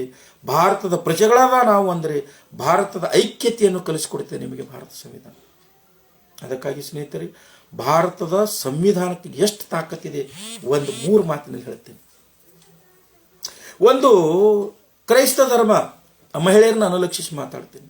ಕ್ರೈಸ್ತ ಧರ್ಮ ಮಹಿಳೆಯರನ್ನು ಪಾದ್ರಿ ಮಾಡುವುದಿಲ್ಲ, ಮಾಡಿದ್ರೆ ಹೇಳಿ. ಇಸ್ಲಾಂ ಧರ್ಮ ಮಹಿಳೆಯರನ್ನು ಮೌಲ್ವಿ ಮಾಡೋದಿಲ್ಲ. ಹಿಂದೂ ಧರ್ಮ ಒಬ್ಬ ಮಹಿಳೆಯನ್ನು ಪುರೋಹಿತರಾಗಿ ಮಾಡೋದಿಲ್ಲ. ಪುರೋಹಿತ ಅಲ್ಲ, ಈ 3 ಧರ್ಮಗಳು ಮಹಿಳೆಯರಿಗೆ ಸಮಾನತೆ ಮತ್ತು ಸ್ವಾತಂತ್ರ್ಯ ಕೊಟ್ಟಿಲ್ಲ. ಪೂಜೆ ಮಾಡ್ತಕ್ಕಂಥ ಹಕ್ಕು ಕೊಟ್ಟಿಲ್ಲ, ಪ್ರಾರ್ಥನೆ ಮಾಡ್ತಕ್ಕಂಥ ಹಕ್ಕು ಕೊಟ್ಟಿಲ್ಲ, ಪೂಜೆ ಮಾಡಿಸ್ತಕ್ಕಂಥ ಹಕ್ಕು ಕೊಟ್ಟಿಲ್ಲ, ಧಾರ್ಮಿಕ ಗುರುಗಳು ಧಾರ್ಮಿಕ ಪ್ರವರ್ತಕರಾಗ್ತಕ್ಕಂಥ ಹಕ್ಕು ಕೊಟ್ಟಿಲ್ಲ. ಮಹಿಳೆ ಎಷ್ಟೇ ವಿದ್ವಾಂಸಗಳಿದ್ದರೂ ಕೂಡ ಅವಳಿಗೆ ಈ ಹಕ್ಕು ಕೊಟ್ಟಿಲ್ಲ. ಆದರೆ ನೋಡಿ, ಧರ್ಮ ಎಂಬತಕ್ಕಂಥ ಬೆದರು ಬೊಂಬೆಗೆ ಆ ತೊಗಲು ಬಾವಲಿಗೆ ಜೋತು ಬಿದ್ದಿರ್ತಕ್ಕಂಥ ಮಹಿಳೆಯರಿಗೆ ಹೇಳ್ತಾ ಇದ್ದೇನೆ, ನೀನು ಹಿಂದೂನೇ ಆಗಿರು, ಮುಸ್ಲಿಮರೇ ಆಗಿರು, ಕ್ರಿಸ್ತ ಆಗಿರು, ಸೈಕನಾಗಿರು, ಜೈನಳೇ ಆಗಿರು, ನಿನಗೆ ಧರ್ಮ ಸ್ವಾತಂತ್ರ್ಯ ಕೊಟ್ಟಿಲ್ಲ. ಆದರೆ ಭಾರತದ ಸಂವಿಧಾನ ಈ ಹಿಂದೂ, ಮುಸ್ಲಿಂ, ಕ್ರೈಸ್ತ, ಇಸಾಯಿ, ಸಿಖ್ ಈ ಧರ್ಮಗಳ ಕುರಿತು ಶಾಸನ ಮಾಡತಕ್ಕಂಥ ಅಧಿಕಾರ ನೀನು ಕೊಟ್ಟಿದ್ದಾರೆಂದರೆ ಬಾಬಾ ಸಾಹೇಬ್ ಡಾಕ್ಟರ್ BR ಅಂಬೇಡ್ಕರ್ ಅವರು ಮತ್ತು ಭಾರತದ ಸಂವಿಧಾನ. ಇವತ್ತು ಪಾರ್ಲಿಮೆಂಟ್ನಲ್ಲಿ ಕೂತು ಈ ಧಾರ್ಮಿಕ ಗ್ರಂಥಗಳ ಬಗ್ಗೆ, ಧರ್ಮದ ಬಗ್ಗೆ, ಈ ಧರ್ಮದ ನೀತಿ ನಿಯಮಗಳ ಬಗ್ಗೆ ಶಾಸನಗಳನ್ನು ಮಾಡತಕ್ಕಂಥ ಅಧಿಕಾರ ನಿನಗೆ ಕೊಟ್ಟಿರ್ತಕ್ಕಂಥದ್ದು ಭಾರತದ ಸಂವಿಧಾನ. ಸ್ನೇಹಿತರೆ, ಭಾರತದ ಸಂವಿಧಾನದ ಧಾರ್ಮಿಕ ಸ್ವಾತಂತ್ರ್ಯದ ಹಕ್ಕು ಕೊಟ್ಟಿದೆ. ಆದರೆ ಅದು ದುರಾಭಿಮಾನದ ಸ್ವಾತಂತ್ರ್ಯ ಹಕ್ಕಾಗಿ ಪರಿವರ್ತನೆ ಮಾಡಿಕೊಳ್ತಕ್ಕಂಥ ಇತ್ತೀಚಿನ ದಿನಗಳಲ್ಲಿ ನಾವು ನೋಡ್ತಾ ಇದ್ದೀವಿ. ರೀ, ಭಾರತದ ಸಂವಿಧಾನಕ್ಕೆ ಎಷ್ಟು ತಾಕತ್ತು ನಿಮ್ಗೇನ್ರಿ ಗೊತ್ತು? ಯಾವ ಧರ್ಮಕ್ಕೂ ಇರದೇ ಇರತಕ್ಕಂಥ ತಾಕತ್ತು ಭಾರತದ ಸಂವಿಧಾನಕ್ಕಿದೆ. ಭಾರತದ ಸಂವಿಧಾನದ ಶಕ್ತಿಯಿಂದ, ಬಾಬಾ ಸಾಹೇಬರ ಕೃಪೆಯಿಂದ ಒಬ್ಬ ಚಾಯ್ ಮಾರ್ತಕ್ಕಂಥ ವ್ಯಕ್ತಿ ದೇಶದ ಪ್ರಧಾನಮಂತ್ರಿ ಆಗ್ತಾನೆ. ಒಬ್ಬ ಸನ್ಯಾಸಿ ಉತ್ತರ ಪ್ರದೇಶದ ಮುಖ್ಯಮಂತ್ರಿ ಆಗ್ತಾನೆ. ಒಬ್ಬ ವಿದುರ ಒಂದು ರಾಜ್ಯದ ಮುಖ್ಯಮಂತ್ರಿ ಆಗ್ತಾನೆ. ಒಬ್ಬ ವಿಧವೆ ಒಂದು ರಾಜ್ಯದ ಮುಖ್ಯಮಂತ್ರಿ ಆಗ್ತಾಳೆ. ವಿಧವೆ ವಿದುರರಿಗೆ ಈ ಯಾವುದೇ ಧರ್ಮಗಳು ಸಂಸ್ಕಾರಕ್ಕೆ ಪ್ರಾತಿನಿಧ್ಯತೆ ಕೊಡೋದಿಲ್ಲ. ಆದ್ರೆ ವಿದುರರಿಗೆ, ವಿಧವೆಯರಿಗೆ, ಸನ್ಯಾಸಿಗೆ, ಫಕೀರನಿಗೆ ರಾಜಕೀಯ ಪ್ರಾತಿನಿಧ್ಯತೆ ಕಲ್ಪಿಸಿಕೊಡುತ್ತೆ.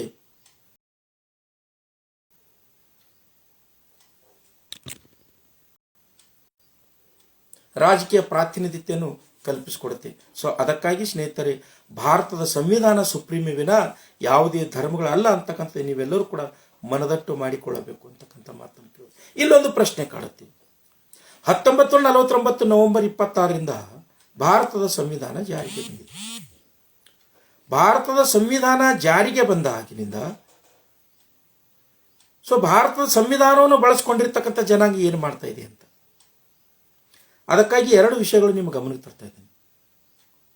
1949 ನವೆಂಬರ್ 26ರಿಂದ ಭಾರತದ ಸಂವಿಧಾನ ಜಾರಿಗೆ ಬಂದಾಗಿನಿಂದ ಈ ದೇಶದಲ್ಲಿರ್ತಕ್ಕಂಥ ಪ್ರತಿಯೊಬ್ಬ ನಾಗರಿಕನು ಕೂಡ ಭೌತಿಕವಾಗಿ ಶ್ರೀಮಂತರಾಗಿದ್ದಾರೆ ವಿನಾ ಬೌದ್ಧಿಕವಾಗಿ ಶ್ರೀಮಂತರಾಗಿಲ್ಲ. ಭೌತಿಕವಾಗಿ ಶ್ರೀಮಂತರಂದ್ರೆ ಸಂವಿಧಾನದ ಸದುಪಯೋಗ ಪಡಿಸಿಕೊಂಡು ಬಾಬಾ ಸಾಹೇಬ್ ಡಾಕ್ಟರ್ BR ಅಂಬೇಡ್ಕರ್ ಅವರು ಕೊಟ್ಟಿರ್ತಕ್ಕಂಥ ಕೊಡುಗೆಗಳನ್ನು, ಅವರು ಕೊಟ್ಟಿರ್ತಕ್ಕಂಥ ಭಿಕ್ಷೆಗಳನ್ನು ಬಳಸಿಕೊಂಡು ಅವರು ಬಂಗಲೆ ಕಟ್ಟಿಕೊಂಡಿದ್ದಾರೆ. ಕಾರು, ಮೋಟಾರು, ಪ್ರಾಪರ್ಟಿ, ಆಸ್ತಿಗಳನ್ನು ಮಾಡಿಕೊಂಡು ಐಷಾರಾಮಿ ಜೀವನ ಮಾಡುತ್ತಾ ಭೌತಿಕವಾಗಿ ಶ್ರೀಮಂತರಾಗಿದ್ದಾರೆ ವಿನ ಬೌದ್ಧಿಕವಾಗಿ ಶ್ರೀಮಂತರಾಗಿಲ್ಲ. ಇವರೆಲ್ಲರೂ ಕೂಡ ಎಜುಕೇಟೆಡ್ ಗುಲಾಮರಾಗಿದ್ದಾರೆ. ಎಜುಕೇಟೆಡ್ ಸ್ಲೇವರೀಸ್. ಯಾರು ಸ್ಲೇವರೀಸ್ ಆಗಿದ್ದಾರೆ? ಯಾರು ಗುಲಾಮರಾಗಿದ್ದಾರೆ? ಇವರು ಒಂದು ಸಂವಿಧಾನದ ಹಕ್ಕುಗಳನ್ನು ಬಳಸಿಕೊಂಡು ಶ್ರೀಮಂತರಾಗಿ, ಭೌತಿಕವಾಗಿ ಶ್ರೀಮಂತರಾಗಿ, ಇವರು ಒಂದು ಧರ್ಮದ ಮತ್ತು ಧಾರ್ಮಿಕ ಗುರುಗಳ ಗುಲಾಮರಾಗಿದ್ದಾರೆ. ಇದನ್ನು ನಾವು ಸೂಕ್ಷ್ಮವಾಗಿ ಅರ್ಥ ಮಾಡಿಕೊಳ್ಳಬೇಕು. ಸಂವಿಧಾನ ಕೊಟ್ಟ ಕೊಡುಗೆಯಿಂದ ಭೌತಿಕವಾಗಿ ಶ್ರೀಮಂತರಾಗಿ ಕಾರು, ಬಂಗ್ಲೆ, ಪ್ರಾಪರ್ಟಿ ಮಾಡಿಕೊಂಡು ಒಂದು ಧರ್ಮದ ಮತ್ತು ಧರ್ಮಗುರುಗಳ ಗುಲಾಮರಾಗಿದ್ದಾರೆ. ಮತ್ತು ಎಕ್ಸಿಕ್ಯೂಟಿವ್ ಪೋಸ್ಟ್ ಸಲುವಾಗಿ ರಾಜಕೀಯ ನಾಯಕರ ಗುಲಾಮರಾಗಿದ್ದಾರೆ. ಇವರ್ಯಾರು ಸ್ವತಂತ್ರರಲ್ಲ, ಇವರ್ಯಾರು ಸ್ವಾಭಿಮಾನಿಗಳಲ್ಲ. ಸ್ವಾಭಿಮಾನಿಗಳು ಇದ್ದದ್ದೇ ಆದರೆ ತನ್ನ ಸಮುದಾಯ ಸಂರಕ್ಷಣೆ ಮಾಡ್ತಾ ಇದ್ರು, ತನಗೆ ಸದಾವಕಾಶ ಕಲ್ಪಿಸಿಕೊಟ್ಟಿರ್ತಕ್ಕಂಥ ಸಂವಿಧಾನದ ಬಗ್ಗೆ ಮಾತಾಡ್ತಾ ಇದ್ರು. ಸಂವಿಧಾನ ಪಿತಾಮನ ಮೇಲೆ ನಡೆದಿರ್ತಕ್ಕಂಥ ದೌರ್ಜನ್ಯಗಳ ಕುರಿತು ಒಂದೆರಡು ಮಾತುಗಳನ್ನಾದರೂ ಆಡ್ತಾ ಇದ್ರು. ಆಡೋದಿಲ್ಲ ಅಂದ್ರೆ ಇವರೆಲ್ಲರೂ ಕೂಡ ಗುಲಾಮರಿ ಅಂತ ಅರ್ಥ. ಎಜುಕೇಟೆಡ್ ಗುಲಾಮ್ಸ್ ಅಂತ ಕರೀತಾರೆ ಇವರು. ಹಾಗಂತ ಎಲ್ಲ 100% ಎಜುಕೇಟೆಡ್ ಗುಲಾಮ್ಸ್ ಅಂತ ಹೇಳ. ರಾಜಕೀಯ ಕ್ಷೇತ್ರದಲ್ಲೂ ಕೂಡ ಆಯಾ ಕಾಲಘಟ್ಟದಲ್ಲಿ ಮಾತಾಡ್ತಕ್ಕಂಥವ್ರಿದ್ದಾರೆ. ಅವ್ರಿಗೆ ನಾನು ಹೆಡ್ಸಪ್ ಹೇಳ್ತೀನಿ. ಅಧಿಕಾರಿ ವರ್ಗದಲ್ಲೂ ಕೂಡ ಮಾತಾಡ್ತಕ್ಕಂಥವ್ರಿದ್ದಾರೆ. ಚಳವಳಿ ಮಾಡ್ತಕ್ಕಂಥವ್ರಲ್ಲೂ ಕೂಡ ಮಾತಾಡ್ತಕ್ಕಂಥವ್ರಿದ್ದಾರೆ. ಅಧ್ಯಯನ ಮಾಡ್ತಕ್ಕಂಥ ವಿದ್ಯಾರ್ಥಿಗಳು ಮಾತಾಡ್ತಕ್ಕಂಥದ್ದಾರೆ.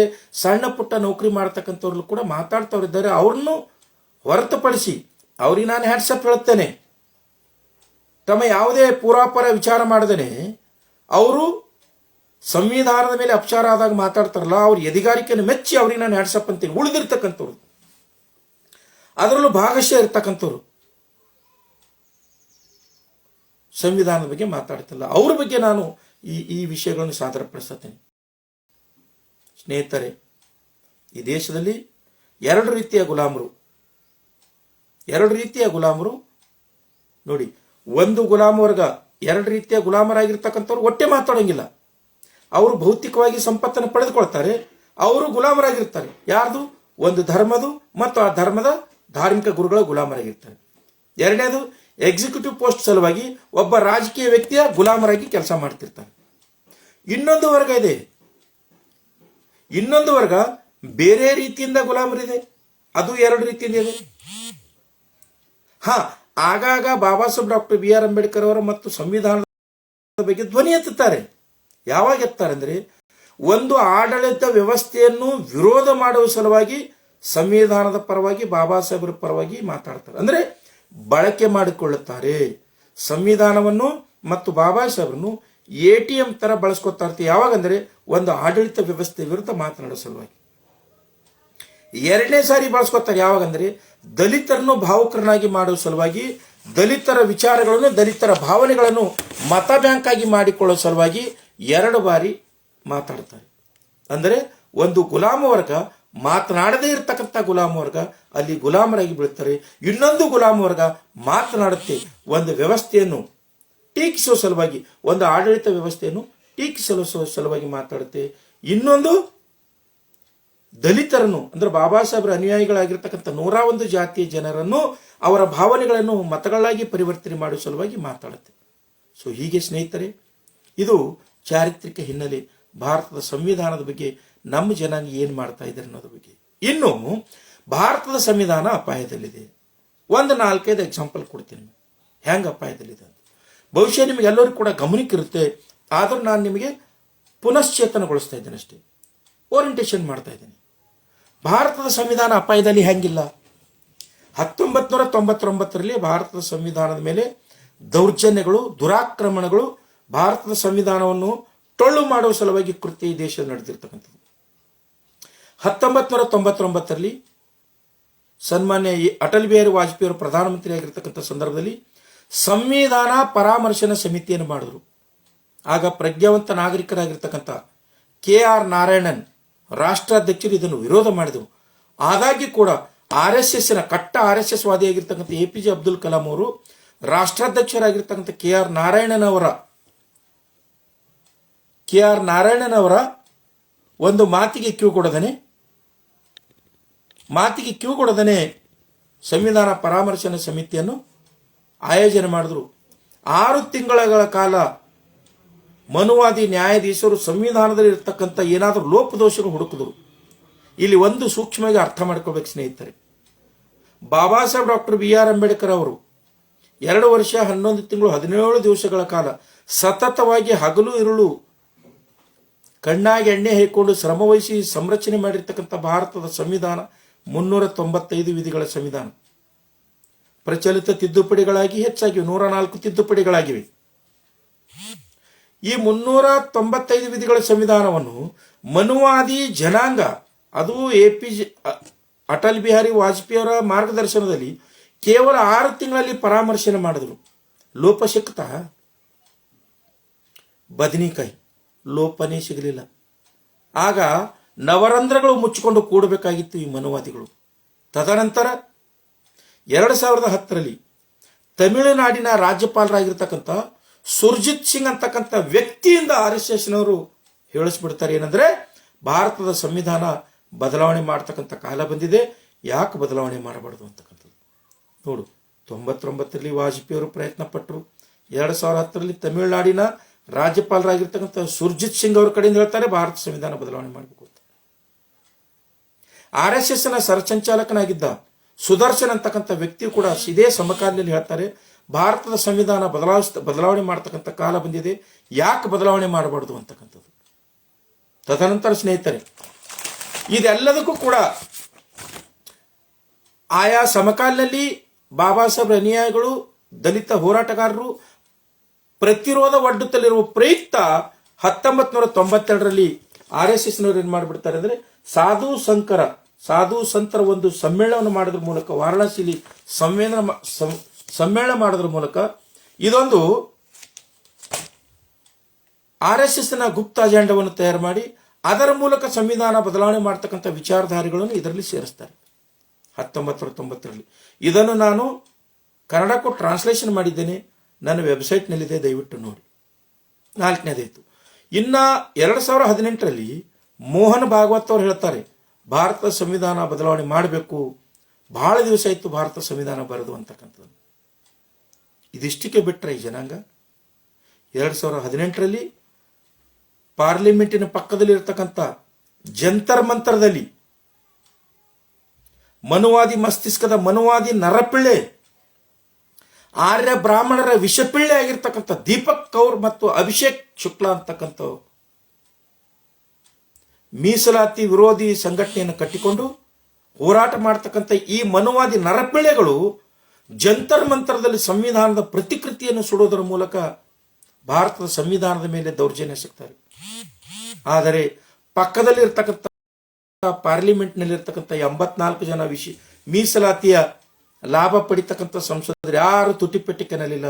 47 ಜನ ST MP ಗಳು ಯಾರು ತುಟಿಪೆಟ್ಟಿಕೆನಲ್ಲಿಲ್ಲ.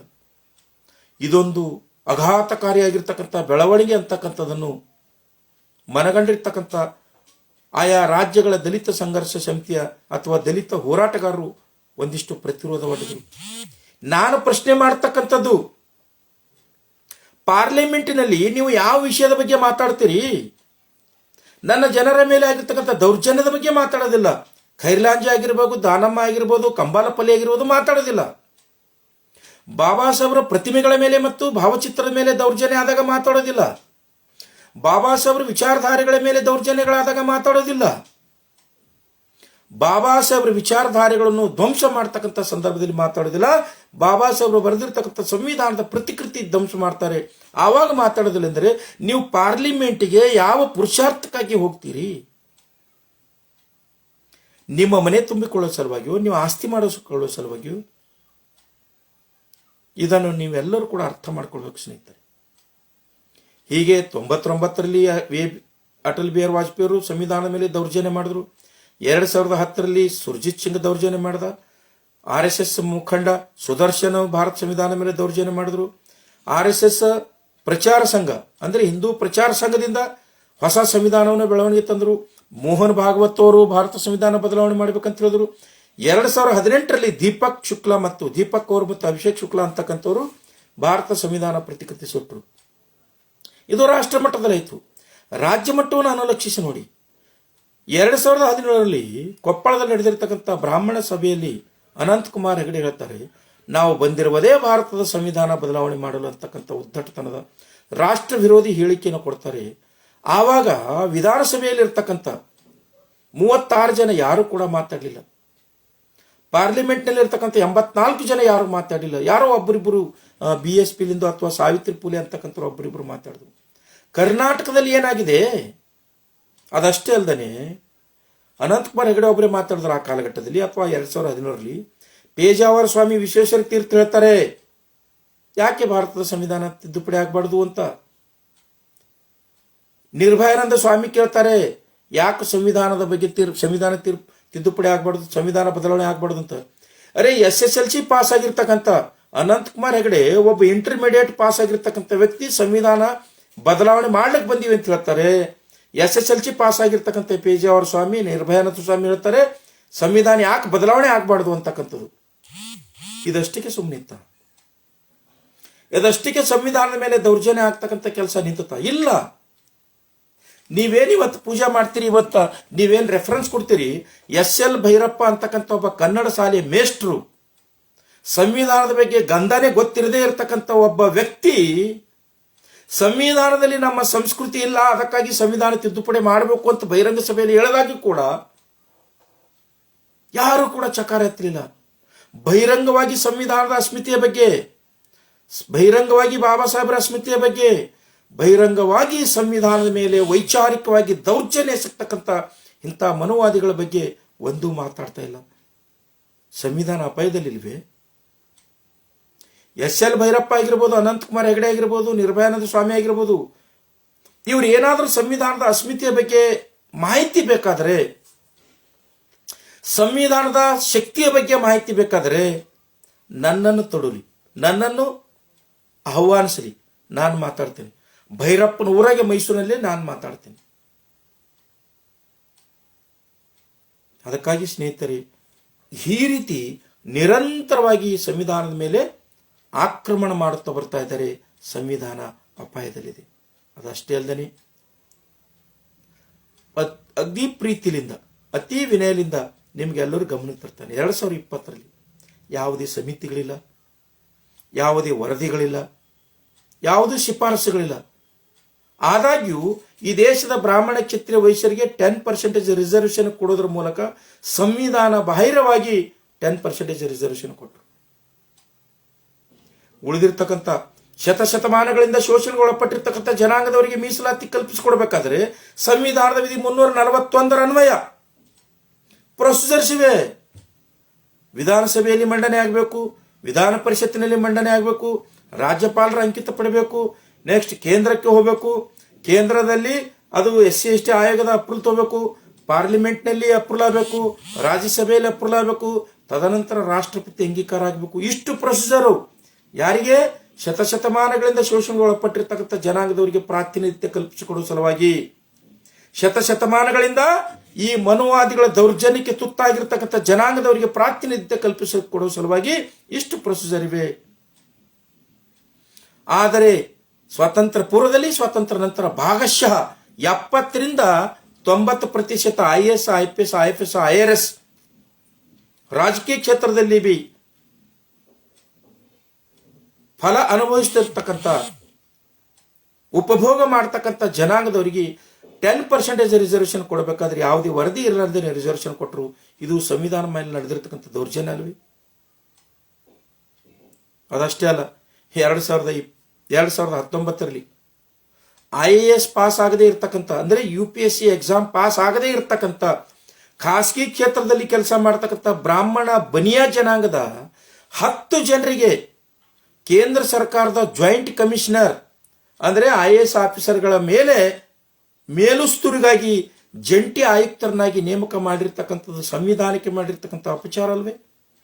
ಸಂವಿಧಾನದ ಸಂಸ್ಕಾರಗಳಿಗೆ, ಸಂವಿಧಾನದ ರೀತಿ ನೀತಿಗಳಿಗೆ ಮಾಡಿರ್ತಕ್ಕಂಥ ಅಪಚಾರ ಅಲ್ವೇ? ಇವತ್ತವ್ರು ಕೆಲಸ ಮಾಡ್ತಾ ಇದ್ದಾರೆ. 10 ಜನ IAS ಪಾಸ್ ಆಗಿಲ್ಲ. ಯಾವುದೋ ಖಾಸಗಿ ಸಂಸ್ಥೆಗಳಲ್ಲಿ ಕೆಲಸ ಮಾಡ್ತಕ್ಕಂಥ ಬ್ರಾಹ್ಮಣ ಬನಿಯಾ ಜನಾಂಗದವರಿಗೆ ನೇರವಾಗಿ ಜಾಯಿಂಟ್ ಕಮಿಷನರ್ ಅನ್ನಾಗಿ ಮಾಡಿ IAS ಅಧಿಕಾರಿಗಳನ್ನು ಕಂಟ್ರೋಲ್ ಮಾಡ್ತಕ್ಕಂಥ ಕೆಲಸ ಇವರಿಂದ ಮಾಡ್ತಾ ಇದ್ರು. ಅಷ್ಟೇ ಅಲ್ಲ, ಮೊನ್ನೆ ಬಿಲ್ ನೋಡಿರ್ಬೋದು, ಎಲ್ಲ IAS ಆಫೀಸರ್ಗಳನ್ನು ಕೇಂದ್ರ ಸರ್ಕಾರ ತನ್ನ ಹತೋಟಿಗೆ, ತನ್ನ ಸುಪರ್ದಿಗೆ ತೆಗೆದುಕೊಳ್ತಕ್ಕಂಥ ಒಂದು ಆದೇಶವನ್ನು ಕೂಡ ಮಾಡಿರ್ತಕ್ಕಂಥದ್ದು. ಭಾರತ ಸರ್ವಾಧಿಕಾರಿಗಳ ಆಡಳಿತವೇ ಇಲ್ಲ. ಭಾರತ ಒಂದು ಒಕ್ಕೂಟ ವ್ಯವಸ್ಥೆ ಇದೆ. ಒಕ್ಕೂಟ ವ್ಯವಸ್ಥೆಯಲ್ಲಿ ರಾಜ್ಯಕ್ಕೆ ತನ್ನದೇ ಆಗಿರ್ತಕ್ಕಂಥ ಅಧಿಕಾರಿಗಳಿವೆ, ರಾಷ್ಟ್ರಕ್ಕೆ ತನ್ನದೇ ಆಗಿರ್ತಕ್ಕಂಥ ಅಧಿಕಾರಿಗಳಿವೆ. ಇವೆರಡರ ಮಧ್ಯೆ ಸಮವರ್ತಿ ಪಟ್ಟಿಯಲ್ಲಿ ಇಬ್ಬರು ಕೂಡ ನಿರ್ಣಾಯಕ ಸಿದ್ಧಾಂತಗಳನ್ನು, ನಿರ್ಣಾಯಕ ವಿಷಯಗಳನ್ನು, ನಿರ್ಣಾಯಕ ಕಾರ್ಯಗಳನ್ನು ಪ್ರತಿಪಾದನೆ ಮಾಡತಕ್ಕಂಥ, ಕಾರ್ಯರೂಪ ತರ್ತಕ್ಕಂಥ ಸಮವರ್ತಿ ಪಟ್ಟಿಯನ್ನು ಕೂಡ ಇದೆ.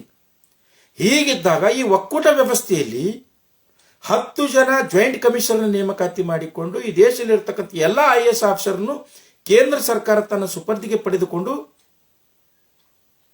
ಭಾರತದ ಸಂವಿಧಾನದ ಆಶಯಗಳಿಗೆ ವಿರುದ್ಧವಾಗಿರ್ತಕ್ಕಂಥ ಕೆಲಸ ಮಾಡ್ತಕ್ಕಂಥದ್ದು ಇವತ್ತಿನ ದಿವಸ ಈ ದೇಶದಲ್ಲಿ ನಡೆದಿದೆ.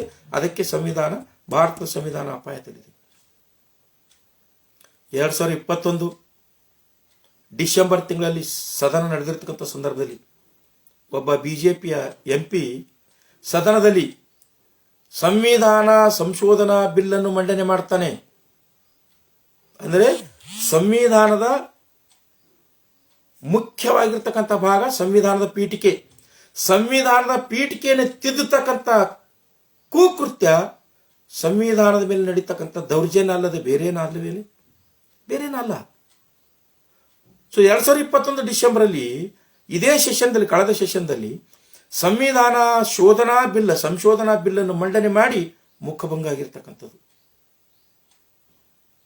ಹೀಗೆ ನಿರಂತರವಾಗಿ ಸಂವಿಧಾನ ಅಪಾಯದಲ್ಲಿದೆ ಸ್ನೇಹಿತರೆ. ಪ್ರತಿ ವರ್ಷನೂ ಕೂಡ ಸಂವಿಧಾನವನ್ನು ಟೊಳ್ಳು ಮಾಡ್ತಕ್ಕಂಥ ಕೆಲಸ, ಪ್ರತಿ ಹಂತದಲ್ಲೂ ಕೂಡ ಸಂವಿಧಾನವನ್ನು ಟೊಳ್ಳು ಮಾಡ್ತಕ್ಕಂಥ ಕೆಲಸ, ಪ್ರತಿ ಹಂತದಲ್ಲೂ ಭಾರತದ ಸಂವಿಧಾನವನ್ನು ಅಪಾಯದ ಅಂಚಿಗೆ ತೆಗೆದುಕೊಂಡು ಹೋಗ್ತಕ್ಕಂಥ ಕೆಲಸ ಈ ದೇಶದಲ್ಲಿ ಪಕ್ಷ ಯಾವುದೇ ಇರಲಿ, ಆಳುವ ವರ್ಗ ಯಾವುದೇ ಇರಲಿ, ಆದಾಗಿ ಕೂಡ ಸಂವಿಧಾನದ ಮೇಲೆ ನಿರಂತರವಾಗಿರ್ತಕ್ಕಂಥ ದೌರ್ಜನ್ಯ ನಡೆದಿರ್ತಕ್ಕಂಥದ್ದು ನಾವು ನೋಡ್ತಾ ಇದ್ದೀವಿ. ಇನ್ನು ಇತ್ತೀಚೆಗೆ ಕೊನೆಯದಾಗಿ ಒಂದು ರೆಫರೆನ್ಸ್ ಕೊಟ್ಟು ನನ್ನ ಮಾತಿಗೆ ಹೇಳ್ತೇನೆ. ಇತ್ತೀಚೆಗೆ 2022 ಫೆಬ್ರವರಿ 2ನೇ ತಾರೀಕು ದಿವಸ ಆಂಧ್ರ ಪ್ರದೇಶದ ಮುಖ್ಯಮಂತ್ರಿಯಾಗಿರ್ತಕ್ಕಂಥ KCR ಅಂದ್ರೆ ಚಂದ್ರಶೇಖರ್ ಸಾಮಾಜಿಕ ಜಾಲತಾಣದಲ್ಲಿ ನೋಡಿದೆ. ಭಾರತದ ಸಂವಿಧಾನ ಬಹಳ ದಿವಸಗಳ ಕಾಲ ಆಯಿತು, ಅಂದ್ರೆ 73 ವರ್ಷ ಆಯಿತು. ಭಾರತದ ಸಂವಿಧಾನ ಕಾಲಕ್ಕೆ ತಕ್ಕಂತೆ ಯಾಕೆ ತಿದ್ದುಪಡಿ ಬದಲಾವಣೆ ಮಾಡಬಾರ್ದು, ಸಂವಿಧಾನ ಬದಲಾವಣೆ ಮಾಡಲೇಬೇಕು ಅಂತಕ್ಕಂಥ ಪ್ರತಿಪಾದನೆಯನ್ನು ಮಾಡಿರ್ತಕ್ಕಂಥದ್ದು ಖೇದದ ಸಂಗತಿ. ಅದಕ್ಕೆ ಬಾಬಾ ಸಾಹೇಬ್ ಡಾಕ್ಟರ್ BR ಅಂಬೇಡ್ಕರ್ ಹೇಳ್ತಾರೆ, ಆಳುವ ಕ್ಷೇತ್ರದಲ್ಲಿ ಆಳುವ ಸ್ಥಳದಲ್ಲಿ ಅಯೋಗ್ಯರ ಕುಂತರೆ ಭಾರತದ ಸಂವಿಧಾನಕ್ಕೆ ಸಂಸ್ಕಾರ ಇದೆ ಅಂತ. ಇಂಥ ಅಯೋಗ್ಯ ಚಂದ್ರಶೇಖರ್ನಂತ ಅಯೋಗ್ಯರ ಜವಾಬ್ದಾರಿಯುತ ಸ್ಥಾನದಲ್ಲಿ ಇರ್ತಕ್ಕಂಥ ಒಬ್ಬ ಅಯೋಗ್ಯರು ಈ ರೀತಿ ಸಂವಿಧಾನಕ್ಕೆ ಅಪಚಾರ ಆಗ್ತಕ್ಕಂಥ ರಾಷ್ಟ್ರದ್ರೋಹ ಆಗ್ತಕ್ಕಂಥ ಮಾತುಗಳನ್ನು ಸಾಮಾಜಿಕ ಜಾಲತಾಣದ ಮೂಲಕ ಆಡ್ತಾರಂದ್ರೆ ಇಂಥ ಅವಿವೇಕಿಗಳಿಂದ ಸಂವಿಧಾನಕ್ಕೆ ಧಕ್ಕೆ ಇದೆ. ನಾನು KCR ಕೇಳ್ತೀನಿ, ಅಲ್ಲಪ್ಪ ನಿಮ್ಮಪ್ಪ BN ರಾವ್ ಭಾರತದ ಸಂವಿಧಾನದ ಅಡ್ವೈಸರ್ ಆಗಿ ಕೇವಲ 3 ತಿಂಗಳಲ್ಲಿ ಬಿಟ್ಟು ಹೋಗಿರ್ತಕ್ಕಂಥದ್ದು. 1947 ಜೂನ್ 3ನೇ ತಾರೀಕು ದಿವಸ ಮಯನ್ಮಾರ್ ಬರ್ಮಾ ದೇಶದ ಸಂವಿಧಾನ ರಚನಾ ಸಮಿತಿ ಅಡ್ವೈಸರ್ ಆಗಿ ಹೋಗಿದ್ದು. ಮಯನ್ಮಾರ್ ಸಂವಿಧಾನ ಯಾವಾಗ ಜಾರಿಗೆ ಬಂತು? 1947ರಲ್ಲಿ ಮಯನ್ಮಾರ್ ಸಂವಿಧಾನ ಜಾರಿಗೆ ಬಂತು. ನಿಮ್ಮ ಅಪ್ಪ BN ರಾವ್ ಸಜೆಷನ್ ಮಾಡಿರ್ತಕ್ಕಂಥ ಮಾರ್ಗದರ್ಶನ ಮಾಡಿರ್ತಕ್ಕಂಥ ಕುಂತು ಅವರಿಗೆ ಹೇಳಿರ್ತಕ್ಕಂಥ ಸಂವಿಧಾನ. 1974ರಲ್ಲಿ ನಿಮ್ಮ ಅಪ್ಪ BN ರಾವ್ ಬರೆದಿರ್ತಕ್ಕಂಥ ನಿಮ್ಮ ಅಪ್ಪ BN ರಾವ್ನ ಮಾರ್ಗದರ್ಶನದಲ್ಲಿ ಬರೆದಿರ್ತಕ್ಕಂಥ ಸಂವಿಧಾನ ತಿಪ್ಪಿಗೆ ಎಸೆದು ಬಿಟ್ಟು 1974 ಬರ್ಮಾ ದೇಶ ಅಂದರೆ ಮಯನ್ಮಾರ್ ರಾಷ್ಟ್ರ ಹೊಸ ಸಂವಿಧಾನ ಬರವಣಿಗೆ ಮಾಡಿಕೊಂಡದು. ನೀವು 1999ರಿಂದ 2022ರವರೆಗೆ ಸರಿಸುಮಾರು 15 ವರ್ಷಗಳಿಂದ ಸಂವಿಧಾನದ ಮೇಲೆ ದುರಾಕ್ರಮಣ ಮಾಡ್ತಾ ಬಂದಿದ್ರಲ್ಲ, ಆ ಸಂವಿಧಾನದಲ್ಲಿ ಏನಾದರೂ ಲೋಪದೋಷಗಳು ಸಿಕ್ಕಿವೆಯಾ ನಿಮಗೆ? ಇಲ್ಲ, ಒಂದು ಲೋಪದೋಷ ಸಿಗ್ತಾ ಇಲ್ಲ. ಆದಾಗ್ಯೂ ನೀವು ಸಂವಿಧಾನ ಬದಲಾವಣೆ ಮಾಡ್ತಕ್ಕಂಥ ಮಾತನಾಡ್ತಕ್ಕಂಥ ಸಂದರ್ಭದಲ್ಲಿ ಕುಚೋದ್ಯದ ಮಾತುಗಳು ಮತ್ತು ಅವಿವೇಕಿತನದ ಉಲ್ಲೇಖಗಳು ಕೊಡ್ತಾ ಇದ್ದೀರಿ. ಭಾರತದ ಸಂವಿಧಾನ ಬರೆದು ಬಹಳ ವರ್ಷ ಆಯಿತು, ಅದಕ್ಕೆ ಸಂವಿಧಾನ ಯಾಕೆ ಬದಲಾವಣೆ ಆಗಬಾರ್ದು ಅಂತಕ್ಕಂಥದ್ದು. ಇಂಥ ಮೂರ್ಖರಿಗೆ ನಾನೊಂದು ಸೂಕ್ಷ್ಮವಾಗಿರ್ತಕ್ಕಂಥ ವಿಷಯ ಇರುತ್ತೆ. ಭಾರತದ ಸಂವಿಧಾನ ಮಾತ್ರ ಹಳೆಯ ಸಂವಿಧಾನ ಅಲ್ಲ, ಪ್ರಪಂಚದಲ್ಲಿ ಸಾಕಷ್ಟು ರಾಷ್ಟ್ರಗಳ ಸಂವಿಧಾನವು ತುಂಬಾ ಹಳೆಯ ಸಂವಿಧಾನಗಳಿವೆ. ಉದಾಹರಣೆಗಾಗಿ ಅಮೆರಿಕದ ಸಂವಿಧಾನ 1788ರಲ್ಲಿ ಜಾರಿಗೆ ಬಂದಿದೆ, ಇವತ್ತಿ ಕೂಡ ಅದೇ ಸಂವಿಧಾನ ಇದೆ. ಪೋಲೆಂಡ್ನಲ್ಲಿ 1791ಕ್ಕೆ ಸಂವಿಧಾನ ಜಾರಿಗೆ ಬಂದಿದೆ, ಇವತ್ತಿ ಕೂಡ ಪೋಲೆಂಡ್ ಸಂವಿಧಾನ ಜಾರಿಯಲ್ಲಿದೆ. ನಾರ್ವೆ ಸಂವಿಧಾನ 1814ರಲ್ಲಿ ಜಾರಿಗೆ ಬಂದಿದೆ, ಇವತ್ತಿ ಕೂಡ ಆ ಸಂವಿಧಾನ ಜಾರಿಗೆ ಇದೆ. ನೆದರ್ಲ್ಯಾಂಡ್ ಸಂವಿಧಾನ 1848ರಲ್ಲಿ ಜಾರಿಗೆ ಬಂದಿದೆ, ಇವತ್ತು ಕೂಡ ಅದೇ ಸಂವಿಧಾನ ಜಾರಿಯಲ್ಲಿದೆ. ಬೆಲ್ಜಿಯಂ ಸಂವಿಧಾನ 1831ರಲ್ಲಿ ಜಾರಿಗೆ ಬಂದಿದೆ, ಇವತ್ತು ಆ ರಾಷ್ಟ್ರದಲ್ಲಿ ಅದೇ ಸಂವಿಧಾನ ಜಾರಿಗಿದೆ. ಬೇಡ. ಕೆನಡಾ ಸಂವಿಧಾನ 1867ರಲ್ಲಿ ಜಾರಿಗೆ ಬಂದಿದೆ, ಇವತ್ತಿ ಕೂಡ ಅದೇ ಸಂವಿಧಾನ ಈ ಕೆನಡಾದಲ್ಲಿ ಜಾರಿಯಲ್ಲಿದೆ. ಹೀಗೆ 200-300 ವರ್ಷಗಳಿಂದ ಯಥಾಸ್ಥಿತಿಯಲ್ಲಿ ಸಂವಿಧಾನ ಚಲಾವಣೆಯಲ್ಲಿ ಇರ್ತಕ್ಕಂಥ ಪ್ರಬುದ್ಧ ರಾಷ್ಟ್ರಗಳವೆಲ್ಲ ಆರ್ಥಿಕವಾಗಿ, ಸಾಮಾಜಿಕವಾಗಿ, ಶೈಕ್ಷಣಿಕವಾಗಿ, ವೈಜ್ಞಾನಿಕವಾಗಿ, ತಾಂತ್ರಿಕವಾಗಿ ಪ್ರಬುದ್ಧತೆಯನ್ನು ಪಡೆದಿರ್ತಕ್ಕಂಥ ರಾಷ್ಟ್ರಗಳು ಆ ದೇಶಗಳ ಸಂವಿಧಾನ ಇಲ್ಲಿವರೆಗೂ ಕೂಡ ಬದಲಾವಣೆ ಮಾಡಿಲ್ಲ. ಆದರೆ ಮನುವಾದಿ ಮಸ್ತಿಷ್ಕದ ಜನಾಂಗ ಅಂಧಭಕ್ತರಿಂದ ಆಯ್ಕೆಗೊಂಡಿರ್ತಕ್ಕಂಥ ಜನಪ್ರತಿನಿಧಿಗಳು ಭಾರತದ ಸಂವಿಧಾನ ಬಹಳ ದಿವಸ ಆಯಿತು, ಬದಲಾವಣೆ ಆಗಬೇಕು ಅಂತಕ್ಕಂಥ ಅವಿವೇಕದ ಮಾತಾಡ್ತಿರಲ್ಲ. ಈ ರಾಷ್ಟ್ರದ ಪರಿಕಲ್ಪನೆ, ಪರಿಜ್ಞಾನ ನಿಮಗಿಲ್ವೇ? ಈ ಚಂದ್ರಶೇಖರ್ನಂತ ಮೂರ್ಖ ರಾಜಕಾರಣಿಗಳು ಸಂಸತ್ತಿನಲ್ಲಿ ಇರ್ತಾರೆ ಅಂತಕ್ಕಂಥ ಮನಗಂಡಿರ್ತಕ್ಕಂಥ ಬಾಬಾ ಸಾಹೇಬ್ ಡಾಕ್ಟರ್ BR ಅಂಬೇಡ್ಕರ್ ಅವರು ಸಂವಿಧಾನದ ವಿಧಿ 368ನೇ ವಿಧಿ ಸಂವಿಧಾನದಲ್ಲಿ ಇಟ್ಟಿದ್ದಾರೆ. ಏನು ಹೇಳುತ್ತೆ ಸಂವಿಧಾನದ 368? ಕಾಲಕ್ಕೆ ತಕ್ಕಂತೆ, ಸಮಯಕ್ಕೆ ತಕ್ಕಂತೆ, ಸಂದರ್ಭಕ್ಕೆ ತಕ್ಕಂತೆ, ಜನರ ಆಶಯಗಳಿಗೆ ತಕ್ಕಂತೆ ಮತ್ತು ರಾಷ್ಟ್ರದ ಬೆಳವಣಿಗೆಗೆ ತಕ್ಕಂತೆ ಆಯಾ ಕಾಲಘಟ್ಟದಲ್ಲಿ ಜನರ ಪರವಾಗಿ ಶಾಸನಗಳನ್ನು ಮಾಡತಕ್ಕಂಥ ಸಂವಿಧಾನಕ್ಕೆ ತಿದ್ದುಪಡಿಗಳನ್ನು ತಂದು ಹೊಸ ಹೊಸ ಕಾನೂನುಗಳನ್ನು ಮಾಡತಕ್ಕಂಥ ಅವಕಾಶ ಕಲ್ಪಿಸಿಕೊಟ್ಟಿರ್ತಕ್ಕಂಥದ್ದು ಸಂವಿಧಾನದ ವಿಧಿ 368. ಅದರ ಆಧಾರದ ಮೇಲೆ ಇಲ್ಲಿಯವರೆಗೆ 104 ಸಂವಿಧಾನಕ್ಕೆ ತಿದ್ದುಪಡಿಗಳಾಗಿವೆ. ಇದರ ಅರಿವಿರದೇ ಇರತಕ್ಕಂಥ ಅನಂತಕುಮಾರ್ ಹೆಗಡೆ ಆಗಿರ್ಬೋದು, ಇದರ ಅರಿವಿರದೇ ಇರತಕ್ಕಂಥ ಚಂದ್ರಶೇಖರ್ ಆಗಿರ್ಬೋದು, ಆಂಧ್ರದ ಮುಖ್ಯಮಂತ್ರಿ ಸಂವಿಧಾನ ಬದಲಾವಣೆ ಮಾಡೋಣ, ಸಂವಿಧಾನ ಬದಲಾವಣೆ ಯಾಕೆ ಮಾಡಬಾರ್ದು ಅಂತಕ್ಕಂಥ ರಾಷ್ಟ್ರ ವಿರೋಧಿ ಮಾತಾಡ್ತಾರಂದ್ರೆ ನಾವು ಇಂಥ ಸಂದರ್ಭದಲ್ಲಿ ಮಾತಾಡಬಾರ್ದಂದ್ರೆ ಎಂಥ ಸಂದರ್ಭದಲ್ಲಿ ಮಾತಾಡಬೇಕು? ಅದಕ್ಕಾಗಿ ಸ್ನೇಹಿತರೆ, ಸಮಯ ಬಹಳ ಆಗುತ್ತೆ, ಮಾತಾಡ್ತಕ್ಕಂಥ ವಿಷಯಗಳು ಬಹಳ ಇವೆ. ಕೊನೆಯದಾಗಿ ಒಂದು ಮಾತನ್ನು ಈ ಮನುವಾದಿಗಳಿಗೆ ಹೇಳಿ ಬಿಟ್ಬಿಡ್ತೀನಿ. सूरज को क्या पता चांदनी क्या होती है, सूरज को क्या पता चांदनी क्या होती है, आसमान को क्या पता जमीन क्या होती है. जिंदगी भर भगवान के नाम पर, जिंदगी भर भगवान के नाम पर भीख मांग के खाने वालों को क्या पता भारत का संविधान क्या होती है, भारत का संविधान क्या होती है ಅಂತಕ್ಕಂಥ ಮಾತನ್ನು ಹೇಳುತ್ತಾ ಮತ್ತೊಮ್ಮೆ ಈ ದೇಶದ ಪ್ರಜ್ಞಾವಂತ SC ST OBC ಮೈನಾರಿಟಿಯ ಎಲ್ಲ ಮೂಲ ಭಾರತೀಯ ಜನಾಂಗದವರಲ್ಲಿ ಸವಿನಯ ಪ್ರಾರ್ಥನೆ ಮಾಡ್ಕೊಳ್ತಾ ಇದ್ದೇನೆ. ದಯವಿಟ್ಟು ಭಾರತದ ಸಂವಿಧಾನ ಅಪಾಯದಲ್ಲಿದೆ. ಸಂವಿಧಾನ ಸಂರಕ್ಷಣೆ ಮಾಡ್ಕೊಳ್ತಕ್ಕಂಥದ್ದು ಪ್ರತಿಯೊಬ್ಬ ನಾಗರಿಕರ ಆದ್ಯ ಕರ್ತವ್ಯ. ಧರ್ಮ ಆಮೇಲೆ, ಸಂವಿಧಾನ ಜೀವಂತ ಇದ್ರೆ ನಿಮ್ಮ ಧರ್ಮ ಜೀವಂತ ಇರುತ್ತೆ. ಸಂವಿಧಾನ ಜೀವಂತ ಇದ್ರೆ ನೀವು ಜೀವಂತ ಇರ್ತೀರಿ. ಸಂವಿಧಾನ ಜೀವಂತ ಇದ್ರೆ ನಿಮಗೆ ಸ್ವಾತಂತ್ರ್ಯ, ಸಮಾನತೆ, ಭಾತೃತ್ವ, ಪ್ರಾತಿನಿಧ್ಯತೆ ಸಿಗುತ್ತೆ. ಸಂವಿಧಾನ ಇಲ್ಲ ಅಂದ್ರೆ ನೀವ್ಯಾರು ಕೂಡ ಜೀವಂತ ಇರುವುದಿಲ್ಲ. ನಿಮ್ಮ ಮಕ್ಕಳು ಮುಂದಿನ ದಿನಗಳಲ್ಲಿ ಶಪಿಸ್ತಾರೆ. ಏನಂದ್ರೆ ನಮ್ಮ ಆಯಿ ಮುತ್ತೆ ಅಂತ ಪ್ರಜ್ಞಾವಂತನ ಹಡೆದ್ರು ಅಂತ ನಾವು ಪರಿಭಾವಿಸಿದ್ವಿ. ಆದರೆ ನಮ್ಮನ್ನು ಹುಟ್ಟಿಸಿರ್ತಕ್ಕಂಥವ್ರು ಎಂಥ ಅಪ್ರಬುದ್ಧರು, ಎಂಥ ಮೂರ್ಖರು, ಎಂಥ ಅಂಧಭಕ್ತರಿಂದ ನಾವು ಹುಟ್ಟಿವಿ ಅಂತಕ್ಕಂಥನು ನಮ್ಮ ಮುಂದಿನ ಪೀಳಿಗೆ ಶಪಿಸುತ್ತೆ. ಅದಕ್ಕಾಗಿ ಸ್ನೇಹಿತರೆ, ಭಾರತದ ಸಂವಿಧಾನ ಆಗಲಿ, ಬಾಬಾ ಸಾಹೇಬ್ ಡಾಕ್ಟರ್ BR ಅಂಬೇಡ್ಕರ್ ಅವರಿಗೆ ಯಾರಪ್ಪನ ಆಸ್ತಿನಲ್ಲ, ಈ ದೇಶದ ಆಸ್ತಿ ಇದ್ದಾರೆ, ವಿಶ್ವದ ಆಸ್ತಿ ಇದೆ. ಬಾಬಾ ಸಾಹೇಬ್ರು ವಿಶ್ವದ ಆಸ್ತಿ ಆದರೆ ಭಾರತ ಸಂವಿಧಾನ ಈ ದೇಶದ ಪ್ರತಿಯೊಬ್ಬ ನಾಗರಿಕನ ಅಸ್ಮಿತೆ, ನಾಗರಿಕನ ಆಸ್ತಿ ಇದೆ. ಈ ನಾಗರಿಕನ ಆಸ್ತಿ, ಅಸ್ಮಿತೆಯನ್ನು ಸಂರಕ್ಷಣೆ ಮಾಡಿಕೊಳ್ತಕ್ಕಂಥದ್ದು ಎಲ್ಲಾ ನಾಗರಿಕನ ಕರ್ತವ್ಯ ಆಗಿದೆ. ಅದಕ್ಕಾಗಿ ಚಳವಳಿಗಾರರಲ್ಲಿ, ಅಧ್ಯಯನಕಾರರಲ್ಲಿ, ವಿದ್ಯಾರ್ಥಿಗಳಲ್ಲಿ, ರಾಜಕೀಯ ಒಂದು ಧುರೀಣರಲ್ಲಿ ಮತ್ತು ಸರ್ಕಾರಿ ನೌಕರರಲ್ಲಿ, ಖಾಸಗಿ ನೌಕರರಲ್ಲಿ, ಎಲ್ಲ ಸಮಸ್ತ ಪ್ರಜ್ಞಾವಂತ ನಾಗರಿಕರಲ್ಲಿ ಸವಿನಯ ಪ್ರಾರ್ಥನೆ ಮಾಡ್ಕೊತಾ ಇದ್ದೇನೆ. ತುಂಬಾ ನೋವಿನಿಂದ ಈ ವಿಷಯಗಳನ್ನು ನಿಮಗೆ ಸಾದರಪಡಿಸಿದ್ದೇನೆ. ಅದಕ್ಕಾಗಿ ಇವತ್ತಿನಿಂದಲೇ ದೃಢ ಸಂಕಲ್ಪ ಮಾಡಿ ಪರಿಹಾರಕ್ಕಾಗಿ ಹೋರಾಟ ಮಾಡೋದು ಬೇಡ, ಪರಿವರ್ತನೆಗಾಗಿ ಹೋರಾಟ ಮಾಡೋಣ. ನಾವು ಇವತ್ತಿನಿಂದ ಯಾವುದೇ ಜಾತಿ ಧರ್ಮದವರಾಗಲಿ ಸಂವಿಧಾನದ ಅಸ್ಮಿತೆ ಉಳಿವಿಗಾಗಿ ನಾವು ಇವತ್ತಿನಿಂದ ಪರಿವರ್ತನೆ ಆಗೋಣ, ಮಾನಸಿಕವಾಗಿ ಪ್ರಬುದ್ಧರಾಗೋಣ, ಅಂಧಭಕ್ತರಾಗಿರದೆ ನಾವು ಸಂವಿಧಾನದ ಅನುಯಾಯಿಗಳಾಗೋಣ ಅಂತಕ್ಕಂಥ ಮಾತನ್ನು ಹೇಳುತ್ತಾ, ಸಂವಿಧಾನದ ಸಂರಕ್ಷಣೆ ಪ್ರತಿಯೊಬ್ಬ ನಾಗರಿಕನ ಹೊಣೆ ಅಂತಕ್ಕಂಥದನ್ನು ನಾವೆಲ್ಲರೂ ದೃಢ ಸಂಕಲ್ಪ ಮಾಡೋಣ ಅಂತಕ್ಕಂಥ ಮಾತನ್ನು ಹೇಳುತ್ತಾ ತಮ್ಮೆಲ್ಲರಿಗೂ ವಂದಿಸಿ ನಾನು ಮಾತು ಮುಗಿಸ್ತೇನೆ. ಜೈ ಭೀಮ್, ನಮೋ ಬುದ್ಧಾಯ.